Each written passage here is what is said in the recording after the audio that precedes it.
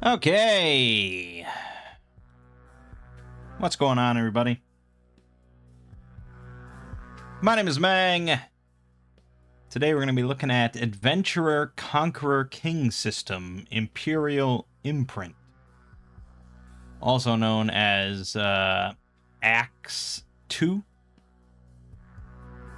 Axe 2nd Edition, or just Axe, because 2nd Edition is relatively close to 1st Edition. So this is technically within the OSR, the old school renaissance of tabletop RPGs. It is broadly similar to, first edition AD&D. Much like old school Essentials or Basic Fantasy or Labyrinth Lord or many other OS. There's like 300 games in the OSR, and they all try to do their own little thing. What Axe does, aside from just being a really extensive and apparently good set of rules in the OSR tradition, it also is focused a lot more on kingdom building and domain play. It's sort of intended, as the title alludes to, that the players will eventually get up to a point where they start owning territory, owning land, having armies, and actually doing gameplay on a much larger scale than diving into dungeons as lowly adventurers. So, Axe is quite simulationist. There's a lot of rules. This rule book here, the player's book, is like 550 pages. So it's a big boy. There's rules for a lot of stuff. And a lot of it really intrigues me. I have not read through almost any of this book, but I'm very curious. And so I want to take a look at it. And I figured, the best way that I like to look at stuff is by talking about it on a recording. So we can mostly consider this is going to be like a let's read sort of thing, where we go through the book, parts of it. We're not going to go through every page by page or anything like that. That would take forever. But we're going to go through like character creation and stuff like that. And then after that, look at some stuff. So we are going to make a character. That's part of the plan. Whether I end up actually running anything solo with this, we'll see. We'll see how we like it, see if it intrigues me. The OSR, I don't have a great amount of experience playing in because I'm not enamored with aspects of it. I should rather say that I don't have any experience playing really in a game, in an OSR game. So I can't really say as a player. As a DM for a group of players that are all very much like not thinkers, beer and pretzels kind of gameplay, the OSR in general does not appeal to them due to its like lethality and required cleverness and stuff. They more just never like to die. So I have no real interest in running an OSR game for them, and I just don't have any experience playing it in an actual game. Doing OSR, doing like Shadow Dark or DCC or OSE solo, it's not really quite the same intended experience. So I don't really have experience of OSR that much. But I also like a lot of aspects, and I think I would probably enjoy playing in an OSR kind of game. And a lot of that is also like the freedom and the flexibility. I want to run a kingdom and I want to build up armies and go to war because that sounds amazing. So that's what really is drawing me to Axe. But everything I've heard about it, especially this 2nd edition as well, is just really good. A lot of people are convinced that this is like the best written OSR game on the market. So, we'll see. I'm definitely interested in maybe doing some solo stuff with it, but we'll see. We'll see. So let's get into it, and yeah, mostly just go through at least character creation and stuff, and we'll make like one fighter. If I were to actually play a little bit, we'd want like a party of 4 or something at least, but yeah, I mean, it does seem like if I was going to play an OSR game as written solo, this one is the strongest appealing one to me, where I could like, do mercantile ventures and, get a stronghold and set up territory, and we could plan all that out. And I mean, that seems very interesting. But you can't really do that at level 1 for the most part. I mean, it's tricky. You're probably going to go into some sort of dungeon, and then you die, and then all your character creation is wasted. And from the little bit that I glanced, it doesn't seem like character creation is insanely fast, but we'll see. So, yeah, so many pages, so many rules. It makes me tingly a little bit just glancing at like this screen here and all the words. Establishing a syndicate, arbitrage trading, vassal troops, experience from construction. You can get experience by constructing things. Oh, it's just sieges and oh, yeah, okay. All right, so yes. Most of this we don't really have to go over. It's kind of largely what you'd expect.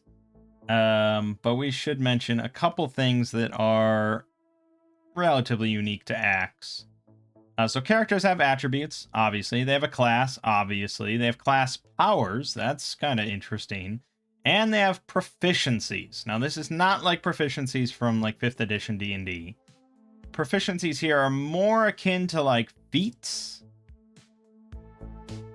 or skills. Certain proficiencies just like are like animal handling, but then other proficiencies are more akin to feats, where it's like weapon style proficiency or weapon style specialization with like sword and shield, and you get a bonus when you're using your sword and shield. So there's stuff like that. You have class levels. You begin at first level. Spellcasters have caster levels, blah blah blah. You get XP. These points are based partly on how powerful defeated monsters are, but mostly on how much treasure is found and returned to civilization. So you do get XP for gold, as normal for an old school game, but you also get XP partly based on how powerful defeated monsters are. And that's not killed, that's defeated, which is more of a new school kind of sensibility. Old school generally does not give a shit what you do for monsters, because the only XP comes from gold. So that's already kind of interesting.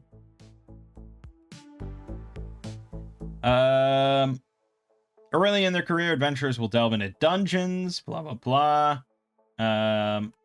so on and so forth. If an adventurer is not slain or otherwise removed from play, he'll eventually reach a high level. At this time, adventurers often begin to buy, construct, or conquer strongholds, such as castles or towers. Strongholds enable a character to attract followers and open up new campaign activities and new avenues of gameplay.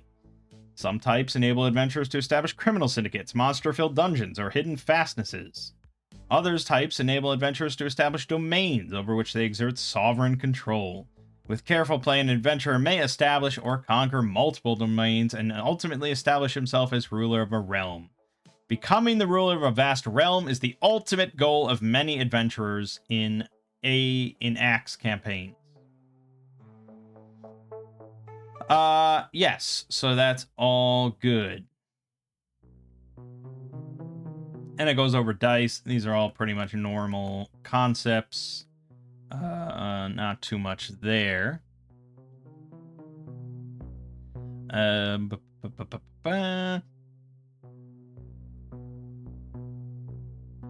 So, one very common type of dice roll is called a throw. This is whenever a character or monster is taking an action that will succeed or fail. So if you're trying to attack something, that's called an attack throw. When you're trying to avoid a catastrophic event, that's a saving throw. And when you're attempting to open a lock or bash down a door, you make a proficiency throw. It's really funny because I never questioned the term saving throw as why that's called a throw at all. It's just like, okay, it's a saving throw, and that's just been repeated for decades of my life. Yeah, it's a saving throw. But I never thought of attack throw or proficiency throw or a skill throw or something like that. But yeah, you're throwing the dice. Yeah, so meet or beat the target value as normal. And it depends on your character's class and level. For instance, fighters have easier attack throws than other characters. Thieves have easier proficiency throws to sneak around. Unless otherwise noted, roll 1 on a throw automatically fails. Roll 20 on a throw automatically succeeds if the character making the throw is proficient in the task at hand. Non-proficient characters who just roll the die and pray do not automatically succeed on a 20. Yeah, okay. Botches and crits, so on and so forth. Everything else pretty clear.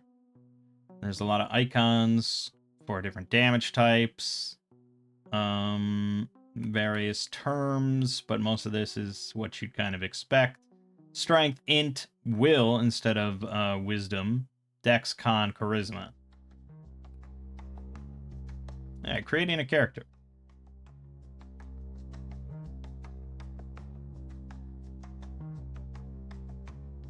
And a character sheet. Now, Acts 2 does provide a character sheet at the back of the book, but it's not fillable. So I tried looking around, and people pretty much are just using in first edition character sheets because it's still compatible. There's just, I guess, a couple things that have a different name now, but it's all basically the same. So this will be the character sheet that we're using. Right. So we're going to roll for our attributes. We're going to pick a class. We're going to roll our hit points. Then you're going to templates, writing down your starting proficiencies. If you get a caster, you pick spells. Starting equipment. Decide your character's homeland. Starting age, starting languages, character size, man-sized, and weight, usually 15 stone. Blah, blah, blah, blah, blah. All right.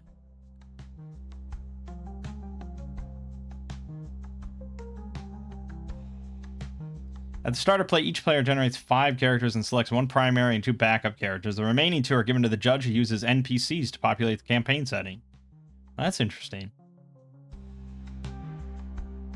I would never sit down at the table for a session and have each person come up with 5 characters. But if you have the type of group that is like on top of things, then yeah, like maybe showing up with 5 characters to the session. But I don't know. We'll see how long this takes to make a character. Maybe it's quicker than I think. All right, attributes. Determined by rolling randomly, of course. Old school. Pick 1 attribute and roll 5d6. Drop lowest 2. Unprecedented.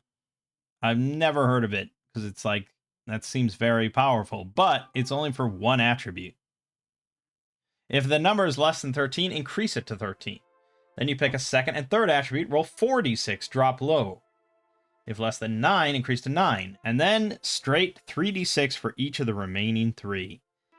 Well, this is, I mean, right out the gate, that is a pretty wild and tantalizing care gen. Because that lets you really pick your key attribute right out the gate. Like, I want to be a fighter. I know I want to be a fighter. I want my strength to be high. And you get 5d6, drop lowest 2. And then the other stuff you don't care about as much, you're rolling like 3d6.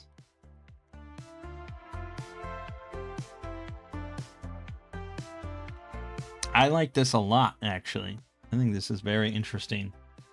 All right, well, let's condense our pages here. Actually, let's go with...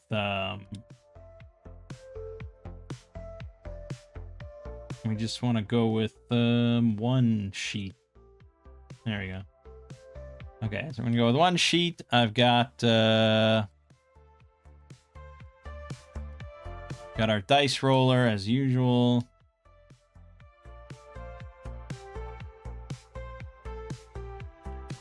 And we're gonna go through character creation. So should we let's just make a fighter. Let's just make the most basic character known to mankind, and we'll make a fighter. This is a little scrunchy. Okay. Good. Making a fighter. So we want strength to be high. This is raw physical power. It's a key attribute for assassins, barbarians, dwarven vault guards, elven spell swords, and fighters. You got some very unique class names in there that you wouldn't normally find in like basic fantasy role-playing or OSE or something. Dwarven vault guards and elven spell swords. All right, so we are rolling 5d6, dropping the lowest 2 here for our strength. So, damn! 17. But that's, I mean, I think that's a pretty good roll. But that's kind of what you're going to get with 5d6 drop lowest 2. I think it's unlikely to get lower than 13. And even if you do, you bump it up to 13. If I got 13, it's not even that big of a difference. Because these modifiers are not like, you know, modern D&D modifiers. I think it's more like DCC. Actually, I think it's more like old school D&D. So if you have a 13 to 15 in the attribute, it's a +1. If you have a 16 to 17, it's a +2. So we were not one number off from an 18, but that's pretty tricky even with 5d6. 3 of those numbers have to be a 6. So I will take our 17. I think we're pretty happy with that. And we will get a +2 on the mod, which I can't even write in there. All right, we just write 2. And we'll write 2. Fine, we understand. So the attribute bonus is applied to all attack throws and damage rolls in melee combat, as well as to damage rolls with thrown weapons, except for certain splash weapons such as burning oil. A penalty here will not reduce damage from a successful attack below 1 point, unless they're invulnerable to the attack. Strength also aids in opening doors, smashing crates, and so on. Apply 4 times the bonus or penalty to all dungeon bashing throws. So we will get a +8 to any smashing, which is pretty nice. It makes sense. All right, so then we have 2 more attributes that are going to be 4d6 drop low. I think we probably want Con absolutely to be one of those. So we're going to roll 4d6 for that. We got a 5, so we got 11. We will have to accept an 11, which means that's a 0. Not great, because this would be applied as a bonus to our hit die. But it is what it is. And then we could go dexterity, because it does affect our armor class value and initiative die rolls. So it's probably, we're all in on the physical stuff. We're a brain dead fighter. That's what we're going with. Oh, God, miserable. Although, essentially the same as an 11. It's a 0. We got...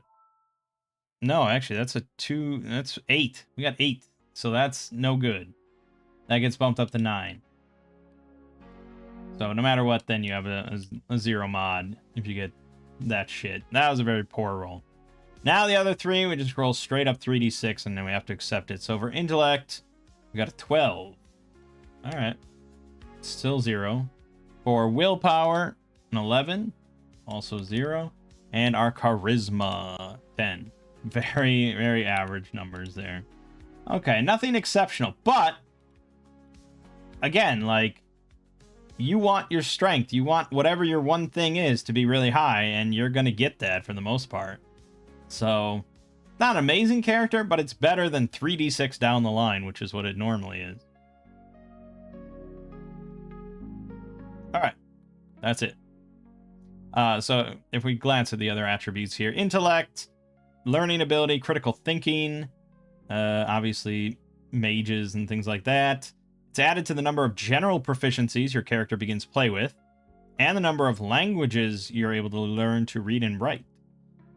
Studious spellcasters increase the number of spells of each level in their repertoire by their intellect bonus. So, yeah, obviously if you're a mage, it's probably what you're picking. Will is mental fortitude, due to inherent wisdom or faith in a higher power.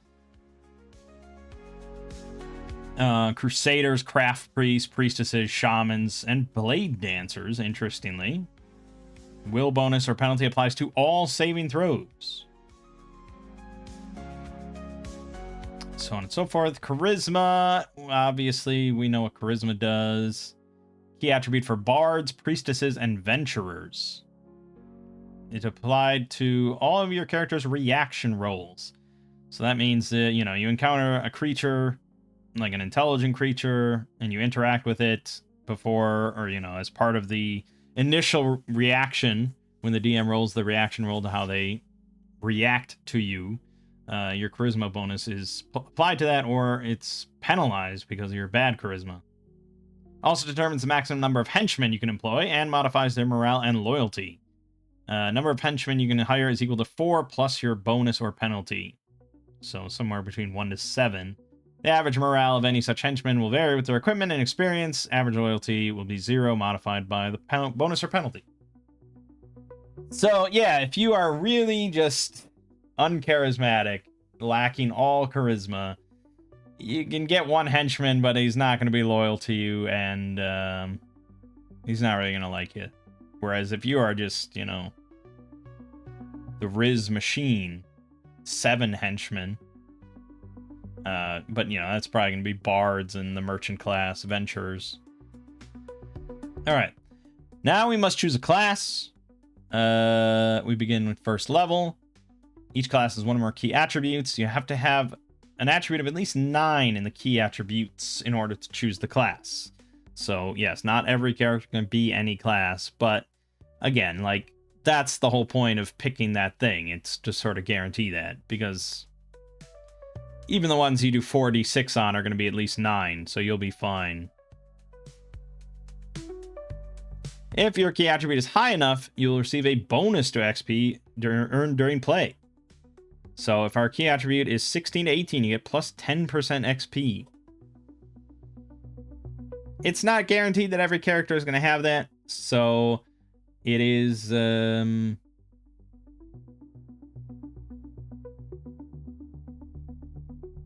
something you're going to have to keep track of. So we get our bonus here of 10%.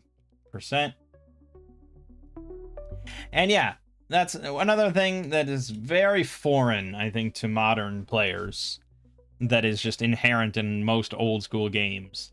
And that's the way that leveling works, and the kind of disparity that can and will build up between characters.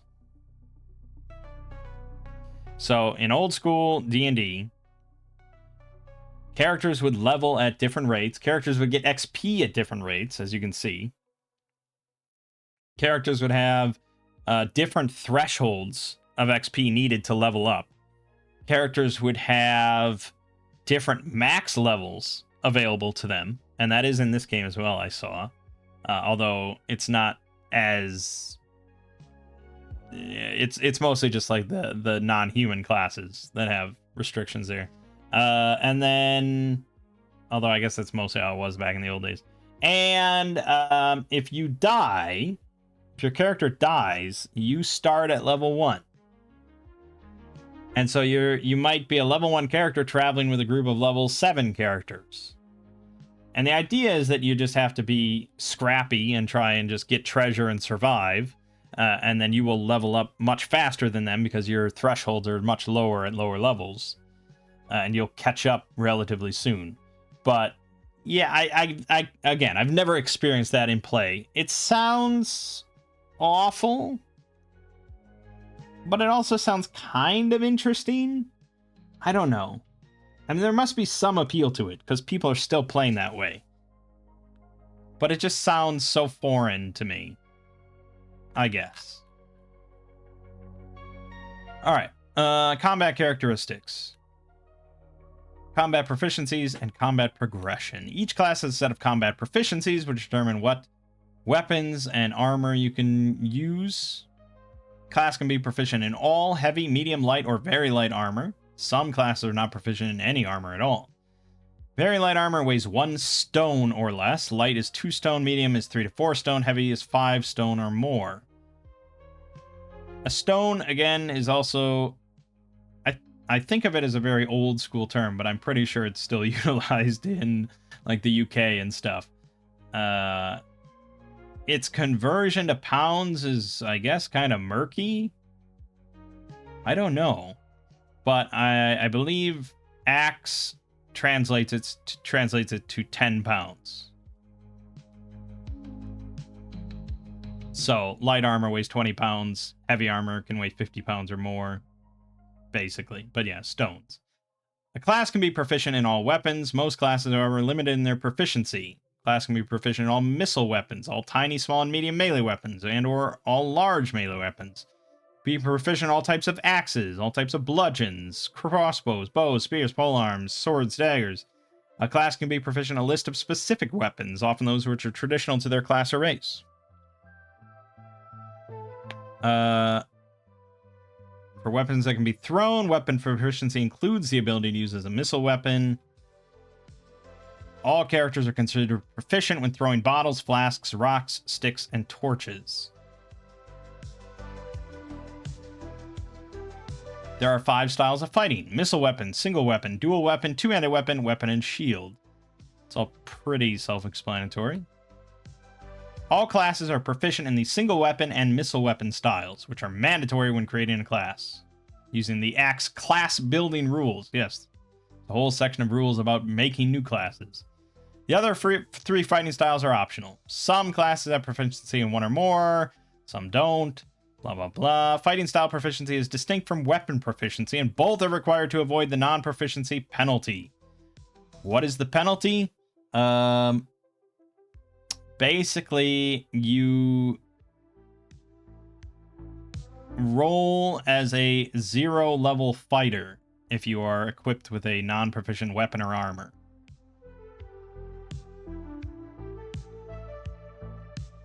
And we'll get to what exactly that means, but every class has their own sort of roll table showing how well they roll with it. I think at level 1, that's probably not that horrible.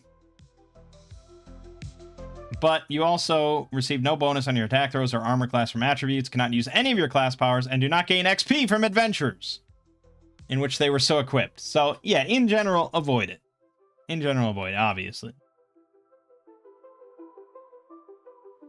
As you progress in levels, your attack throws and saving throws will also progress. Fighters improve the most rapidly, mages the least rapidly. Some classes gain damage bonuses by level, and some classes gain the ability to cleave after killing a foe. Yes, so some classes, if you kill an enemy, you get to make more attacks against other enemies in the same turn. Very new wave. Then you get class powers. Some are simply bonus proficiencies that are automatically assigned. Most class powers are unique to the class. Each class is a mix of starting and additional class powers. Hit points.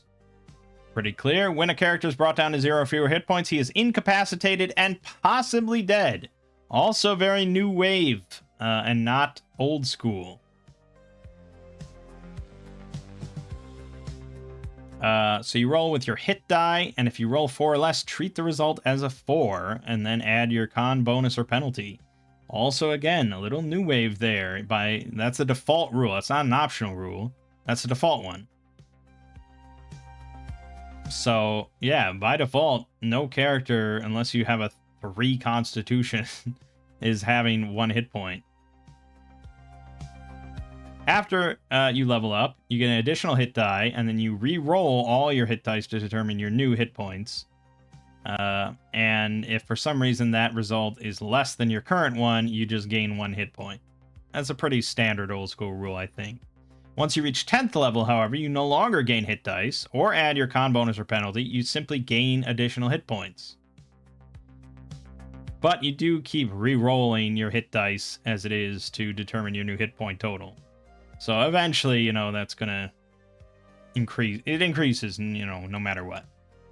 Then there's some optional rules if you don't like those. You can be blessed by the gods to just get max on your hit dice for level 1 before the con mod. That's a relatively common thing in most OSR games nowadays. Just because most people don't like the 1 hit point level 1 character. It's a little brutal. Stubbing your toe kills you, and it's just kind of lame. It's not like it makes a huge difference. A poor plan or poor actions or something like that, or poor luck is still probably going to kill you. But yeah, it's a common thing. Then there's Cursed by the Gods, which is just actual old school rules. You just roll your hit die. There's no minimums, so you can have 1 hit point. Then there's From Ordinary to Extraordinary, where you roll a d6 to determine your hit points at 0 level. And then when you make your character now, you get your hit die for your class. And it's basically like you leveled up. So if it's higher, you get the new result. If it's lower, you just get +1. I think it's fine. I'd probably just go with Blessed by the Gods for all if I was going to play. Because I think it's not that big of a deal either way. AC. So an unarmored character of average attribute has an AC of 0. That's very different as well to modern thoughts. AC of 0 sounds really piddly, and it is, of course. But it's certainly a lot different than 10, and that's because your AC does not determine the DC for someone to hit you, like, straight up, obviously. Then you have, we'll get to that later, but you have proficiencies. They represent areas of expertise that your character has developed due to his background, homeland, and training. Each class has a class list of proficiencies, and there's a general list of proficiencies. All characters begin with the adventuring proficiency, as well as 1 from their class list and 1 from the general list. If you get an intellect bonus, then you get more proficiencies from the general list. So the adventuring proficiency that every single character gets. You can bash down stuck doors by succeeding on a dungeon bashing proficiency throw of 18+. So that means that if you have a strength of 10 and you want to bash down a door, you have to roll an 18, 19, or 20.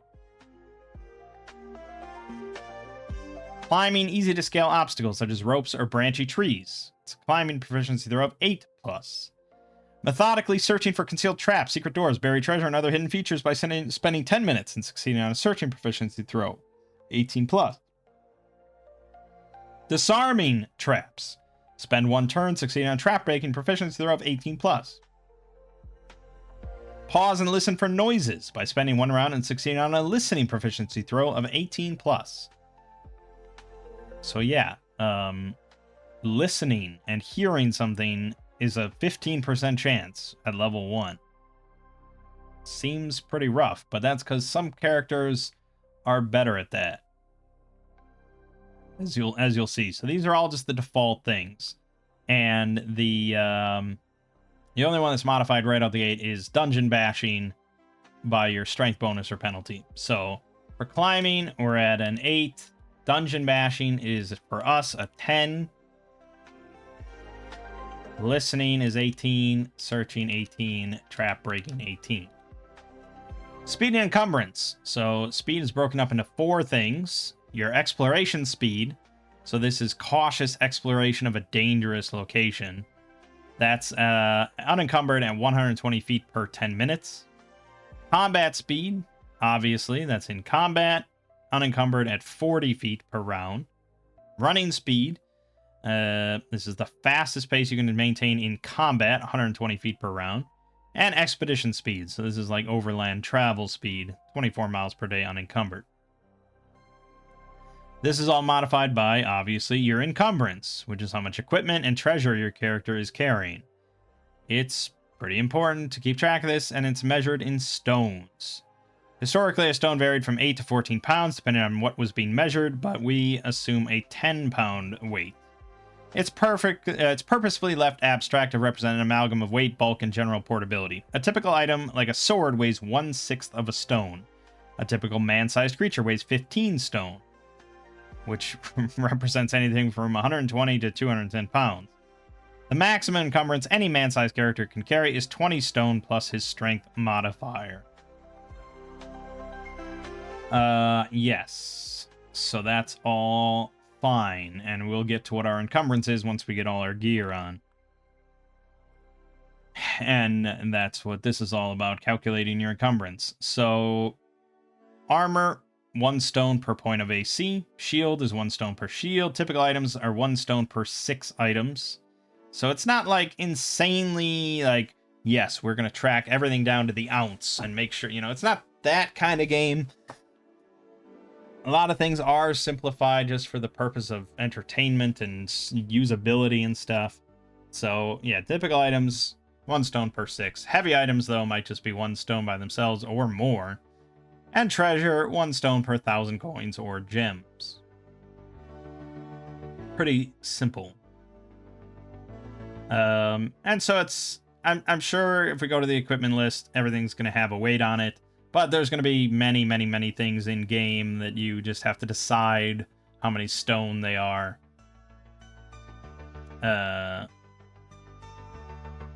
Very small single items such as 1 silver arrow can be ignored, but if carried in number should be counted as 1 item. Character can't carry 20 silver arrows and have no encumbrance. Heavy items generally include any large melee weapon, any item that is more than 2/3 as tall as the carrying character, including composite bows, longbows, spear staffs, 10-foot poles, any item that weighs 8 pounds or more, and any item that requires 2 hands to carry. Items weighing more than 14 pounds will weigh more than 1 stone. Then, from there, you determine your speed. So, up to 5 stone, you're technically unencumbered. Then up to 7, it drops down. Then up to 10, then up to 20 plus your strength mod. And past that, you just, can't move. So, you're done. I'm a little... I could go either way. I like numbers and details, and I like keeping track of all that. I think that's enjoyable to maintain a sense of realism within the game world and all that kind of stuff. At the same time, I also don't mind hand waving a lot of stuff just to keep things moving, and just this is not, most of the time sitting down and determining exactly how much I'm carrying is not why we're at the table. It's not why we're playing the game. And so okay, now I added on this treasure, or I grabbed this longbow now, and that's in my inventory. Now my encumbrance goes down, and so now I have to keep track of, actually my speed is only this per round, and blah blah blah. Maintaining it requires a lot of commitment from the players to also be invested. So I don't think Axe is probably going to be for every group, even every group that is interested in the OSR, because I think there are plenty of groups that would be much more comfortable and happy playing Shadow Dark compared to Axe. But if you have a group that's into this and is fully invested and willing to commit to all this sort of stuff and is interested in that style of play, yeah, it's pretty good. Every character, every adventurer comes from somewhere. You can have a homeland, blah, blah, blah. It's not really any mechanical thing. Languages. Everybody knows their native tongue and at least one additional language. Characters with an intellect penalty are illiterate and cannot read more than a word or two. Characters with at least average intellect will be literate in any languages they can speak. And you get additional languages if you have a bonus. There is a default setting to this world, by the way. We haven't really gone into that because I always tend to ignore that. But it's very classical kind of antiquity, sort of, Roman Empire kind of stuff. And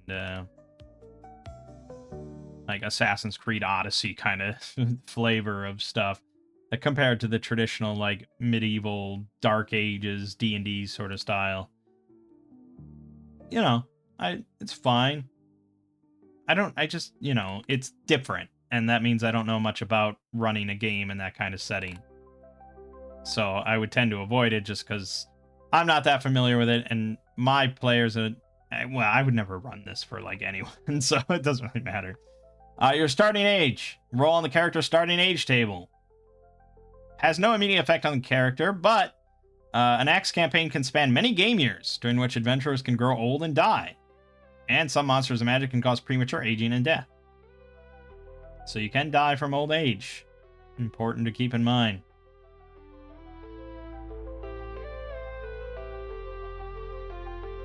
Alright, so let's start our starting age for our fighter. 17 plus 1d6. 1. I am 18. Very, fit, young, ready to conquer the world at 18 years old. Yeah, a lot of these are going to be around that same thing, but a warlock is 17 plus 2d6. Venturers are going to be a little older. The elven classes, obviously, quite a bit older than that. Dwarves up there as well. Yeah. Nice table of different ages and age brackets for the race.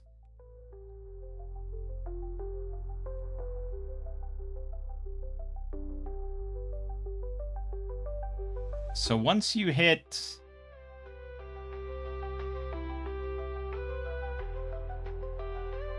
Wait a minute.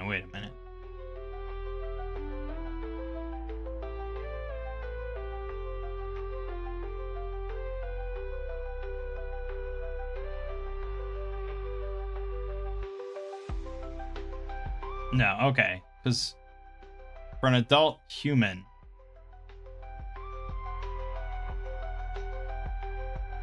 It's impossible. Yeah, for an adult human, it's impossible to be older than... Well, for a human class, it's impossible to start as older or younger than an adult. It's specifically set up that way. Because even the mage, which is like the oldest human you can start with, if you roll 18 on that 3d6, that's still a 35. So you're right on the cusp of the end of... You're right, inching towards middle-aged. And then you would suffer these adjustments of -2 strength, dex, con. It's like actually the worst time to roll an 18 then. And what's funny is like you never get a bonus to like intellect or will or anything. It's just worse. Getting old is just shitty. Makes sense. And then like if you pick an elf, that max is at 95. Which is nowhere near the end of adulthood. So, yeah, no matter what, you're going to be an adult. So that's why you don't start with any adjustments.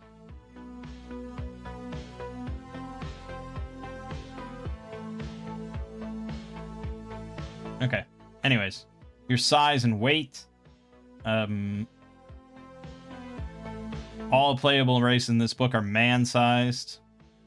According to your size, man-size, and weight is 15 stone. You know what? I'm going to do just that. Where should I write this information? I see name, class, title, alignment, XP, sex. I don't see that information anywhere.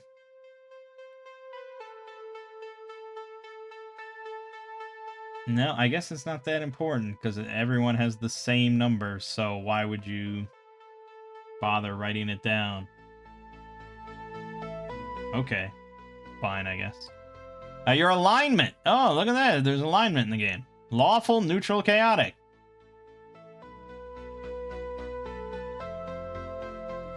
Character's choice of alignment doesn't determine whether or not he takes care of his children, cheats on his wife, or steals from the Merchants Guild. It's concerned only with the weighty issue of where his allegiance lies in the grand struggles of existence.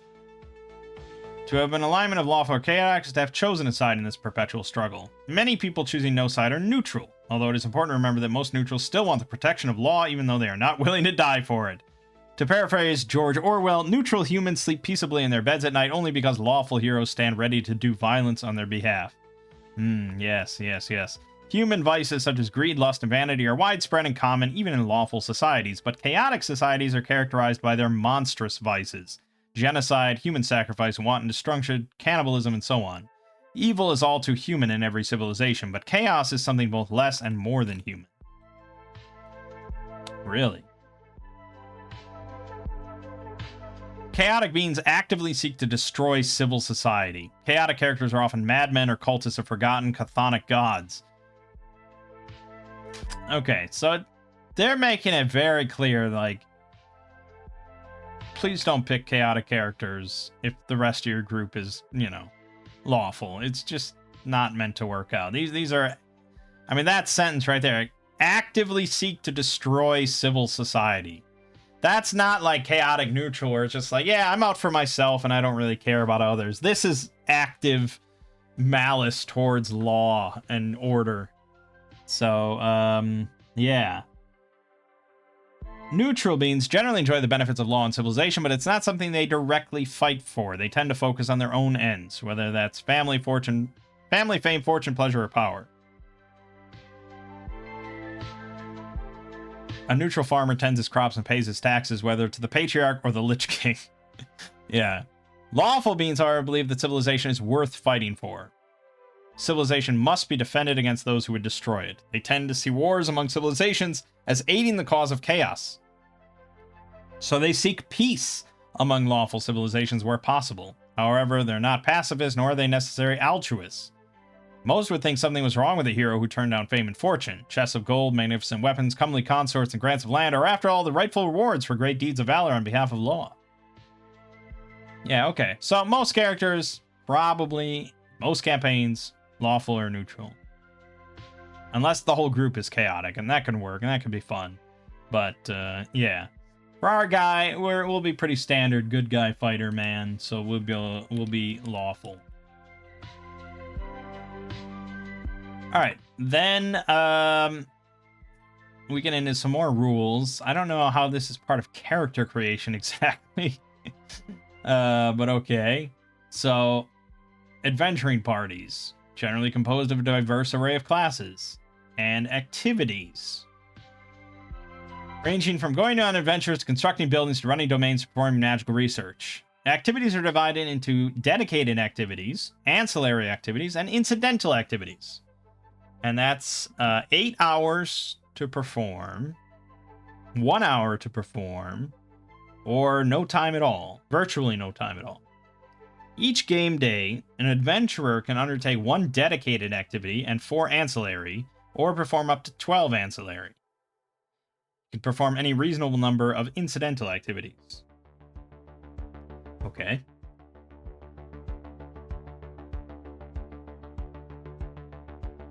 So various types of activity. This is a very mechanical breakdown of a game day. A dedicated ongoing activity represents a period of full-time labor to complete a complex project or tasks, such as magical research, requiring days, weeks, or even months. An ancillary ongoing activity represents an intermittent effort occurring in short bursts that must be sustained over a lengthy period of time, managing a subordinate. Okay. Most campaign activities are unstrenuous, but some are strenuous. For every 6 game days of strenuous activity, a character must dedicate 1 day to rest. Otherwise, you become fatigued until they have caught up on required rest. This is why wilderness travel requires rest and recuperation. Yes, this all makes sense. Sometimes you might wish to completely dedicate yourself to an activity. This is known as working overtime or force marching.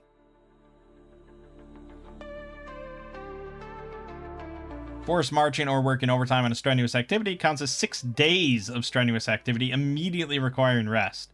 Damn, so you can force march for a whole day. It's your entire day, increases your time spent and distance traveled by up to 50%. But then you have to rest or become fatigued. In desperate circumstances, characters might want to work all day and through the night. Each additional 4 ancillary activities after working overtime or force march increases the fatigue penalty by 1 point, rounded up.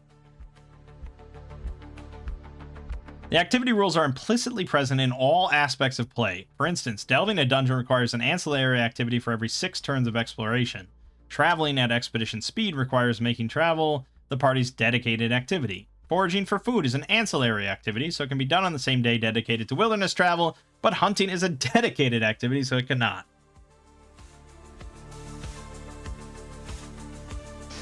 Jeez. Again, I mean, when you have a game with 550 pages in the rule book, it's a lot of freaking rules. And it really requires the DM to know this game in and out. Because if they have to constantly look up things, every 5 minutes, because like they have a brief handling of the rules, and it's like, okay, I know that this is probably like an ancillary activity or something like that, but let me just look it up. I mean, it's painful, right? So extensively knowing the rules and having good like reference sheets or cheat sheets or something is really the only way this can work. And that's, again, a big investment of time and effort. Okay, classes. So there's two major types of classes, human and demi-human. Human are the most widespread, of course. The core human classes are fighter, explorer, thief, mage, crusader, and venturer. And then, and that's in order of complexity. So fighter is the most basic, most easiest one. Whereas playing a venturer, who is the merchant class, obviously trickier. Then there's 9 additional human classes: assassin, barbarian, bard, blade dancer, paladin, priestess, shaman, warlock, and witch, which show how the core classes can be customized for specific cultures or niches within a campaign setting. Many other human classes can be found in Axe supplements, such as Axioms, Barbarian Conquerors of Kanahu, Heroic Fantasy Handbook, and the Player's Companion. Huh. Well, that all sounds pretty fun. Then there's demi-humans, rare, blah blah blah. You get the Dwarven Craft Priest, Vault Guard, Elven Nightblade and Spellsword, Nobiran Wonderworker, and Zaharan Ruin Guard. And others can be found in lots of other books. Each class in this book is presented with 8 pre-generated templates with weapons, armor, equipment, proficiencies, and spells ready for play. You determine your character's template randomly with a roll of 3d6. If you don't like the template you rolled, you can choose a template from a lower roll, but not from a higher roll. Selecting equipment and proficiencies can be time-consuming, especially for new players. Even experienced players might want a faster alternative. If you're all familiar with Axe or have time to invest, you can opt instead to roll 3d6 times 10 for your starting gold. Or have them pick proficiency, spells, and equipment as desired. So yeah, templates are there just to make things quicker. So perhaps this doesn't take as long as I thought because of that. In building the templates, we assume the character had an intellect score of 12 or less. If you have more, you can select 1 additional general proficiency, or 2 additional, or 3 if you have 18. We don't have to worry about the spells and stuff. So, alright, here we go. Finally, we made it to fighter. Haha. Long time coming. So your key attribute, strength, no requirements, hit dice of 1d8, and max level of 14. Which is, sort of a random number, I think, for most new players.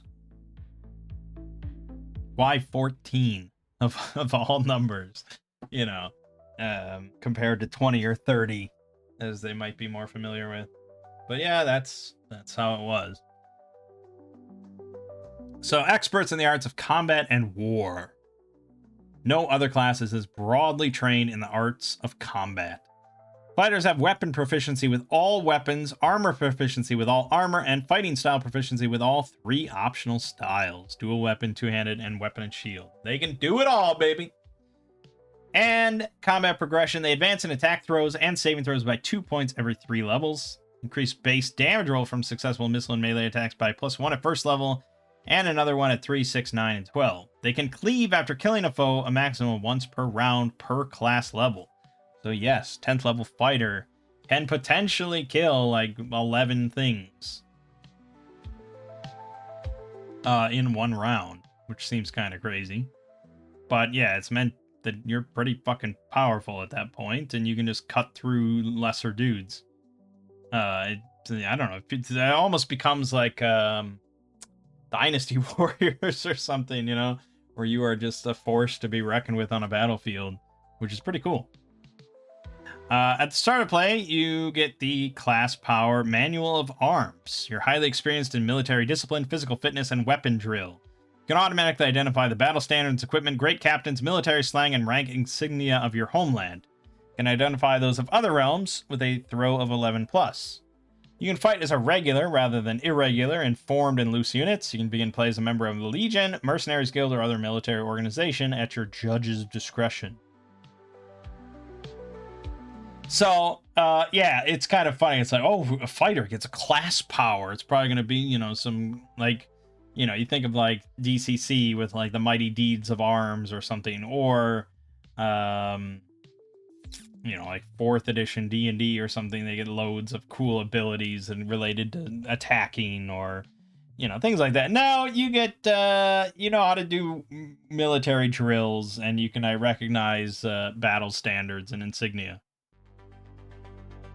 But it's not meant to be like a big part. Mostly you're picking this because you're proficient with everything and you get awesome attack bonuses and stuff. So I guess we pretty much can just put down Manual of Arms and put 11. Because that's basically what it is. But we can recognize all the shit from our own homeland automatically. Alright, so at 5th level, we get Battlefield Prowess. Any henchmen or mercenaries hired by us gain a +1 bonus to morale score whenever he personally leads them. This stacks with Charisma or proficiencies. At 9th level, by acquiring a castle or fort worth at least 15,000 gold pieces, you can attract followers to your service. 5d6 times 10, 0-level troops, and 1d6 fighters at 1st to 3rd level. Arrive within 1d3 months of you acquiring the castle. You have to pay them ordinary rates for mercenaries and henchmen, or they leave, and in time you might become a great lord commanding armies to conquer vast realms. Then we see our progression. So to get level 2, we need 2,000 XP. And at level 3, that's 4,000 XP, and then we'll get another damage bonus there. Then we see our attack and saving throw chart. So we can see all the rolls necessary for different saves. So saving against spells, yeah, not really great. Not really great. We need it's a 20% chance at level 1. But it all goes up by, you know, 1 every level, so it's okay. And our attack throw starts at 10+. Going all the way down to 1+ at 14. That means, yes, at level 14, against an unarmored target, you would hit on a 1 or higher. But this isn't even counting, like, other specializations and stuff. So, I guess we probably want to write this down. These would be modified by will, I guess, but we don't have that, so that's fine. So our melee hit, I guess we want to put a 10, and our damage is +1, right? I think that's what I'm putting there. And then I'm pretty sure missile hit is the same thing. I don't know. But this is probably going to get modified when we look at what we're actually equipped with and stuff. Alright, so let's pick our template, because that's going to pick what our proficiencies are and what we start with. So this is it. We're just doing 3d6. Great, we got a 6. So we can pick Ravager or we can pick Thug. We can't go higher than that. If you manage to roll an 18, you get all the way up to Cataphract. You start with composite bow and steel shield and lamellar armor. You got a medium riding horse and shit. You get 2 gold pieces. God damn it. We're broke ass. But most characters are going to be in the middle here. Legionary or lower. Alright, so we're probably going to go with Ravager because Thug is pretty shitty. So we get a long bearded axe of Francisca, which I definitely know what that is. Oh, it's a type of hand axe. It says right there at the bottom.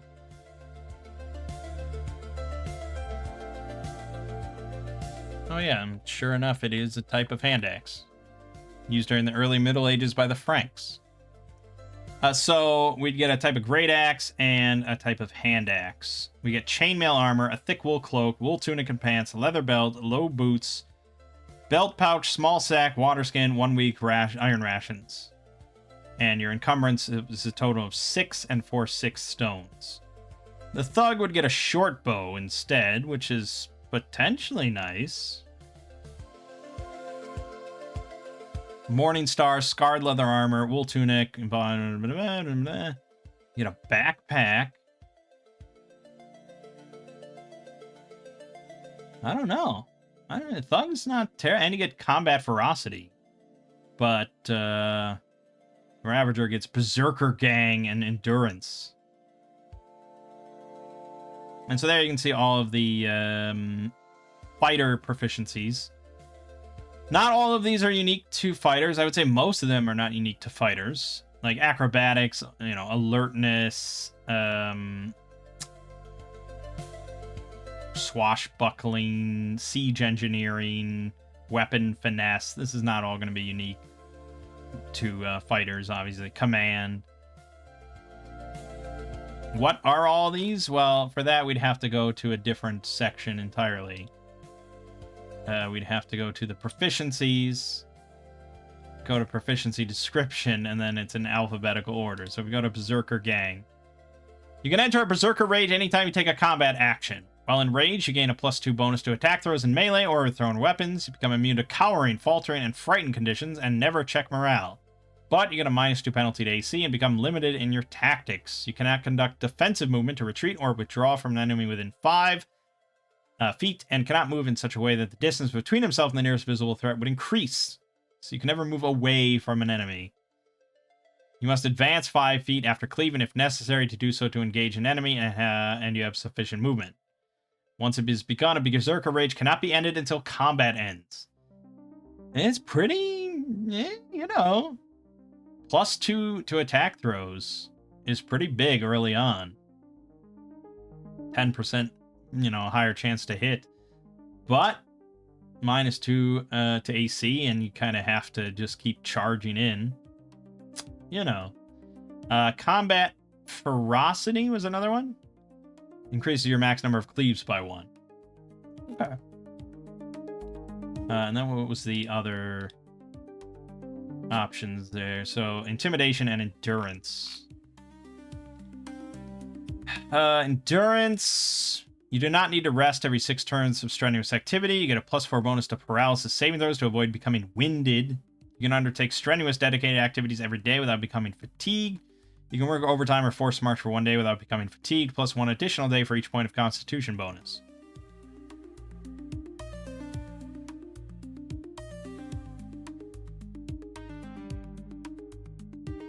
So you can work overtime or forced march for 1 day without becoming fatigued. And then, wow. So you can just force march every day as long as you sleep that night. It's pretty good, but it's like, unless the rest of your party also all has endurance, it's just kind of like, okay, I'm fine. I don't know what you jackasses are crying about. And then the other one was intimidation. You know how to bully others to get what you want. Receive a +1 bonus on all reaction rolls when implicitly or explicitly threatening violence or dire consequences. Targets must be less than 5 hit dice, or the character and his allies must outnumber or grossly outrank the targets. Targets must be less than 5 hit dice, or you must outnumber or grossly outrank them. And that gives a +1 bonus. It's relatively minus, but keep in mind, reaction roll is not a d20. It's, I'm pretty sure, 2d6. So +1 is... Actually, it might be 1d6. I don't know. +1 is more impactful than a d20. Okay, I think we're going to go with Berserker Gang, because that sounds pretty fun. So we're going to get Berserker Gang and Endurance, so we can work overtime whenever we want. And now we've got to fill in all our items here.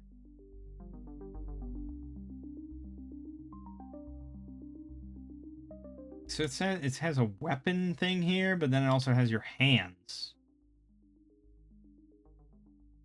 Maybe that's weapons on my belt, I guess. Or pouch. Yes, okay. So our right hand will be right-handed, because right-handed is better, and you should be ashamed if you're not. Long bearded axe. IT. We'll get to all that in the equipment section when we figure this out. So he's got... So that's a great axe. I assume that's two-handed. So then at his belt, he's got his Francisca. His armor is chainmail. He's got a thick wool cloak.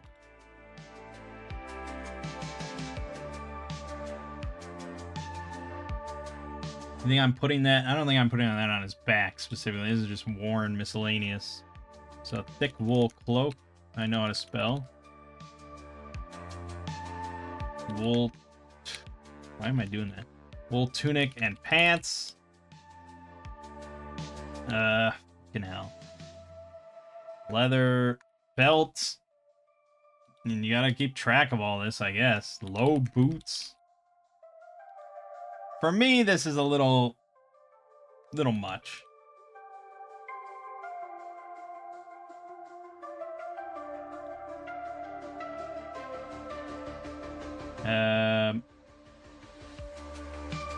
Or pouch. Oh, small, here, small sack. Or is that just... It says small sacks carry 2 stone, large require 2 hands, hold 6 stone. So, I guess I have... I don't know if I need to write small stack. So, small sack. But I have to write it somewhere. I guess it's in my backpack. Small sack.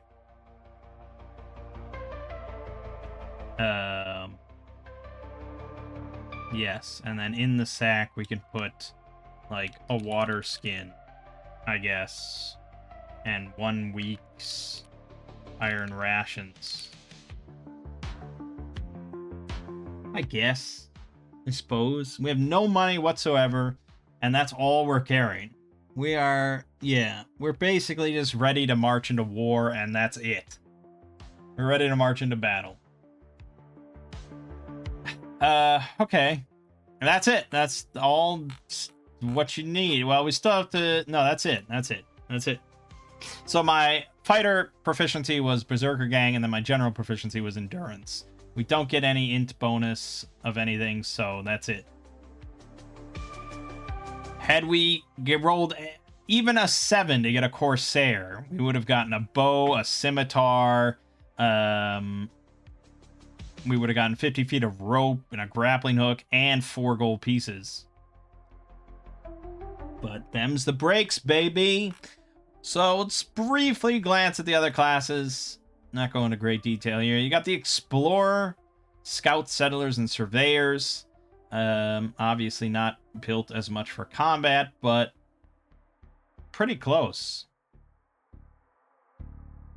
They actually do get the damage bonus, and they have the high attack roll, so they're pretty good. Proficiencies, they don't have quite all weapon and armor proficiencies. They can wear up to medium armor and use medium melee weapons, but they can use all missile weapons, and they are proficient with all 3 optional combat styles. So pretty good. You get alertness as a starting class power, so +1 bonus to avoid surprise. And to search or listen, you succeed on a 14 instead of an 18. That's pretty nice. You're also skilled at ambushing. You can ambush any vulnerable opponent with missile weapons at short range and melee weapons. You get a +4 on your attack throw, and deal an extra die of damage on the attack. Pretty good. I mean, overall, pretty good. Honestly, in a lot of ways, yeah, the Explorer is just kind of a better fighter, but they do have a lower hit die. and they can't use heavy weapon and heavy armor. So if you're trying to be a tanky boy, probably fighter. And the proficiencies are different. You know, we got Berserker Gang. They're not going to get Berserker Gang.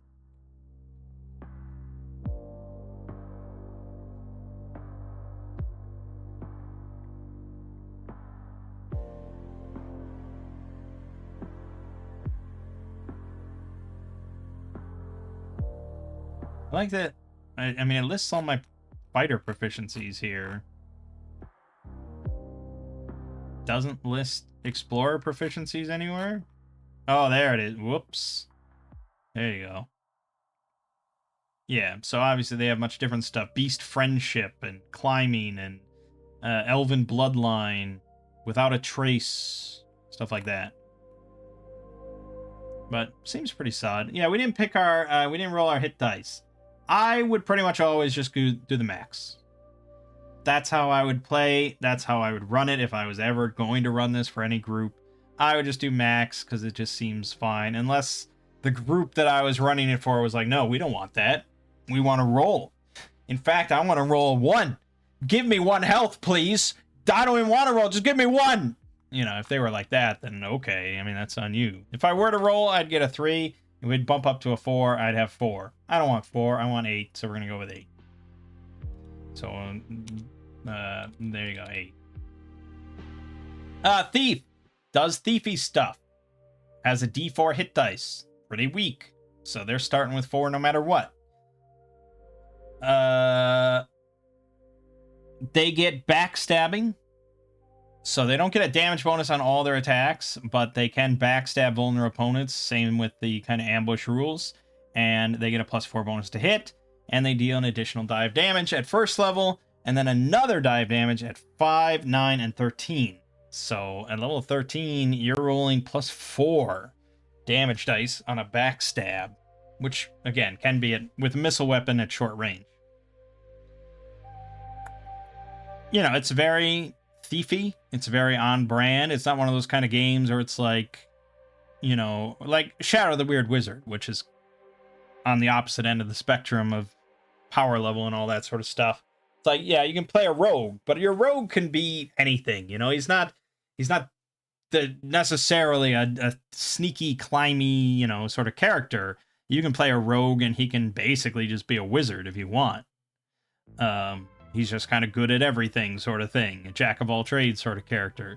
No, I mean, old school, it's like you pick a thief, you're doing fucking thiefy stuff. You're good at backstabbing, you're good at climbing, you're good at sneaking, you're good at lockpicking. That's what it is. I'm not saying one way or the other is better, but yeah, this is that. So you get backstabbing, you're good at climbing, you're good at hiding, you're good at listening, lockpicking, pickpocketing, searching, shadowy senses, sneaking, that is different than hiding, streetwise, and trap breaking. Look at all that text. Just pages of text. So climbing. You know, we have a climbing roll. We succeed on an 8 or higher, but that's when using like a rope, you know, or you're climbing a very easy to climb thing. Thieves, however, are adept at scaling sheer surfaces, including smooth walls or steep cliffs. You make a climbing proficiency throw for each 100 feet climbed. And then you can succeed or fail and fall. You take 1d6 damage per 10 feet you fall, which is equal to half the attempted distance, plus the distance covered by any previous throws. You can climb at your exploration speed or 1/3 your combat speed without penalty, blah, blah, blah, blah, blah, blah. That's it. So, I guess, you know, he takes that same roll of 8, but he can do it on sheer surfaces. Hiding. When a thief begins hiding, a judge makes a hiding proficiency throw on their behalf. A thief will always think he is successful in this skill and will not know otherwise until others react to his presence. Yes, so that eliminates any sort of metagaming thing, because you will never know until it's too late.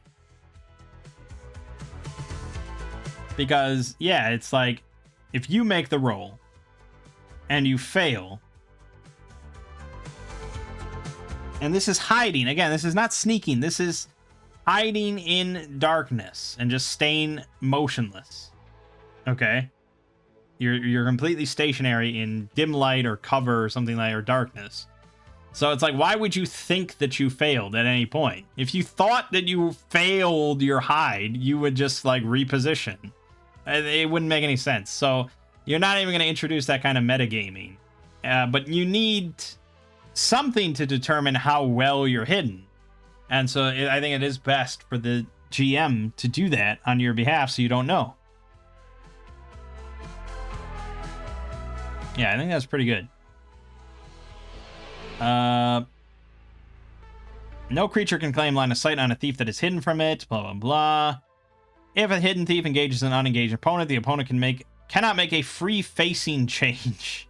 On page 292, we'll learn more about what that is. So on and so forth. Listening. Judge makes the listening throw as well in secret.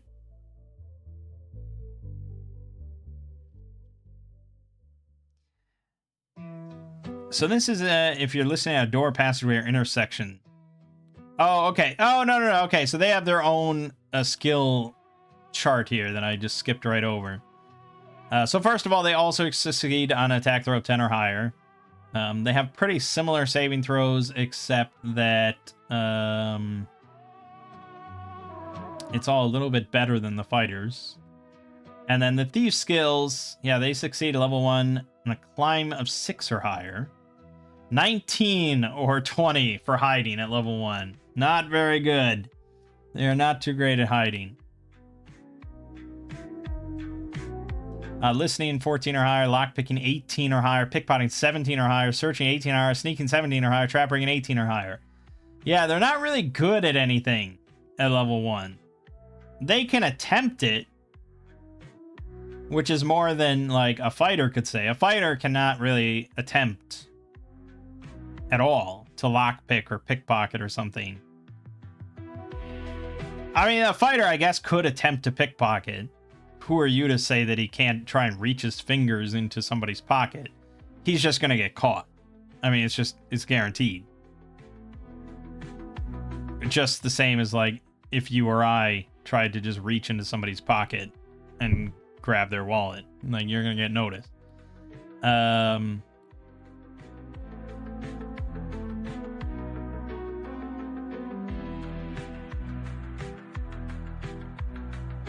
So, searching, normally, like my character, searching takes 10 minutes and you roll an 18 or higher. The thief can also make that roll, but they can do it in 1 round instead of 10 minutes. Whereas if they spend 10 minutes, they get a +4 bonus on the roll.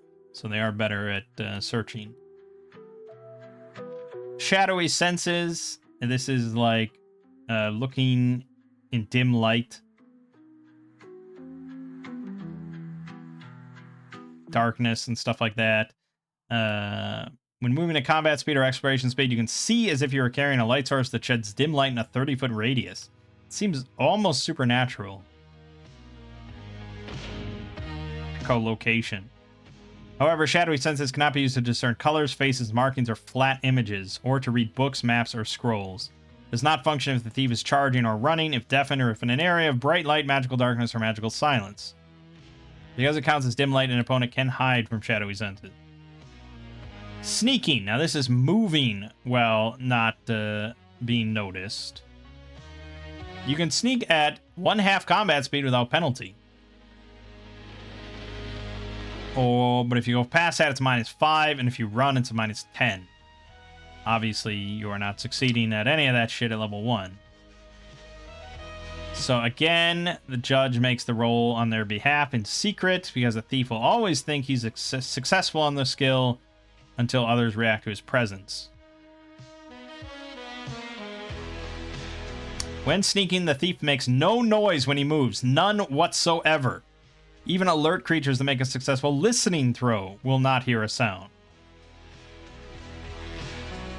Streetwise, to sort of like the fighter equivalent, but for thieves and stuff. And trap breaking, pretty much the same thing. You can search in 1 round, or spend 10 minutes for a +4 bonus. At level 4, you get the deciphering ability to decipher, you know, ciphers, treasure maps, dead languages. Level 9, you get a hideout, so on and so forth. Yeah, okay. And that is largely what I understand from, like, old school D&D, is the thief can do a lot of things, but at level 1 and so early on, he's just really shit at them. You don't really... It's sort of odd, right? I think it's an odd concept. I get the idea that a level 1 thief is bad at doing thiefy things. Like, they're inexperienced, blah, blah, blah.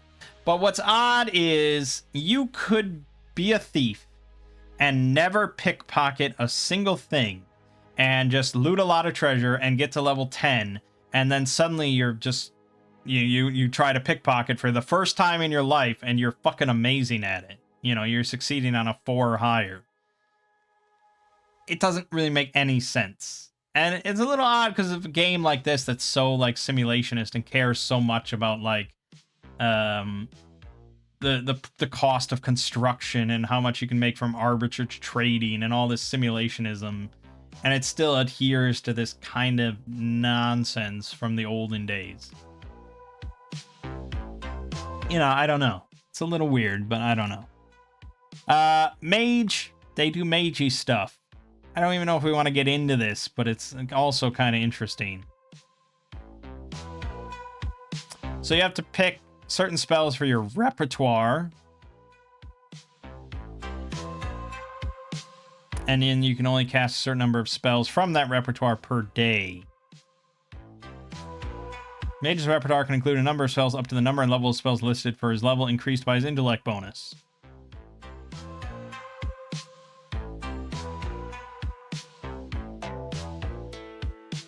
Okay, so the number of spells you can cast per day is not altered by your intellect bonus. That only changes how many spell options you have per day in your repertoire, which that might be how it was in old D&D. I don't know. I have no idea. So at level 1, a mage can cast 1 spell per day, just like it was in the olden times. And depending on his intellect, he could have options of, you know, probably like 3 or 4 maybe. You also, you know, have similar thing, but with like mage orders and wizard orders or traditions. At level 5, you can start doing magical research, minor magical research, spells, magical scrolls, brew potions. Level 9, you can create more powerful magic items. You also get a sanctum, or you can get a sanctum and start getting followers. It's none of this is ever guaranteed at level 9. That's up to you. Pretty cool stuff. Okay. Crusader. Obviously, kind of the paladin figure. So this is D6 hit points. You do get Crusader spells. You start level 1 with 1 spell per day. Divine Magic. And you can also rebuke undead, which is like turn undead, but they changed the name because of the whole, you know, OGL thing. Which probably goes for a lot of stuff in this book. So that increases per level, which you can rebuke.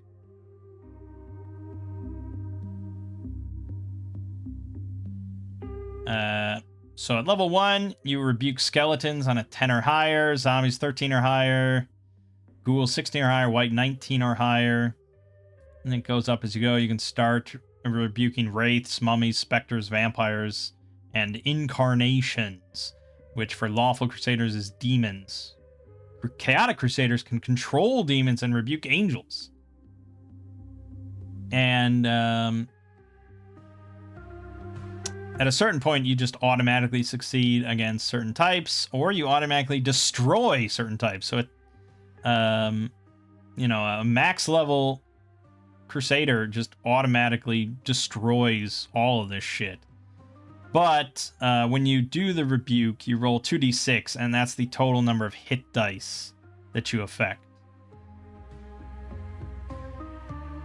So it's never going to decimate an entire battlefield of 100 skeletons or anything like that, even at max level.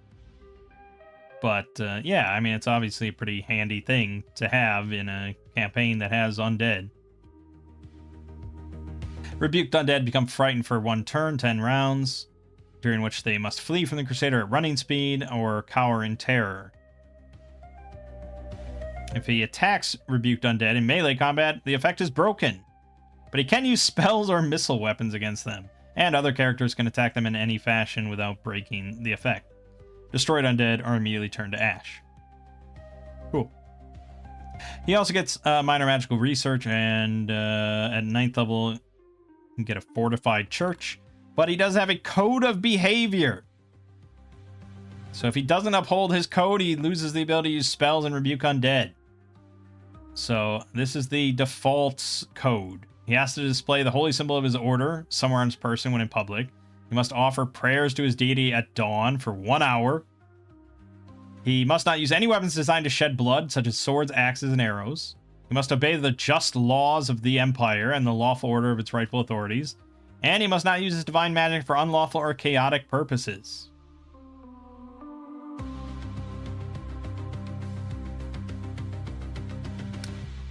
It does raise the question of... Well, no, this is just the default stuff. If you want to be a chaotic crusader, I mean, you obviously follow a different code. And that's up, to be decided some other way. Yeah, cool. Then the Venturer, the merchant class. Yeah. So you can bribe individuals. Depending on how much you pay them, you get a bonus on reaction rolls. +3 if you give them a month's pay. Diplomacy, you get a +1 bonus on all reaction rolls when attempting to parley with intelligent creatures. Expert bargaining. Any items the Venturer purchases cost 10% less than the listed price and sell for 10% more. Expert traveling. Venturers lead their own caravans or fleets and do so with considerable skill. They begin play with their choice of either driving or seafaring proficiency. And as they travel, they build up a mercantile network. Whenever they buy or sell equipment, hire retainers, and or engage in mercantile ventures in a market they previously entered, they can treat the market as if it were one market class larger than its actual size. Obviously, we have to get into the whole fucking market class, or the whole mercantile venture section, which is a lot of rules. But yes, this is what they do.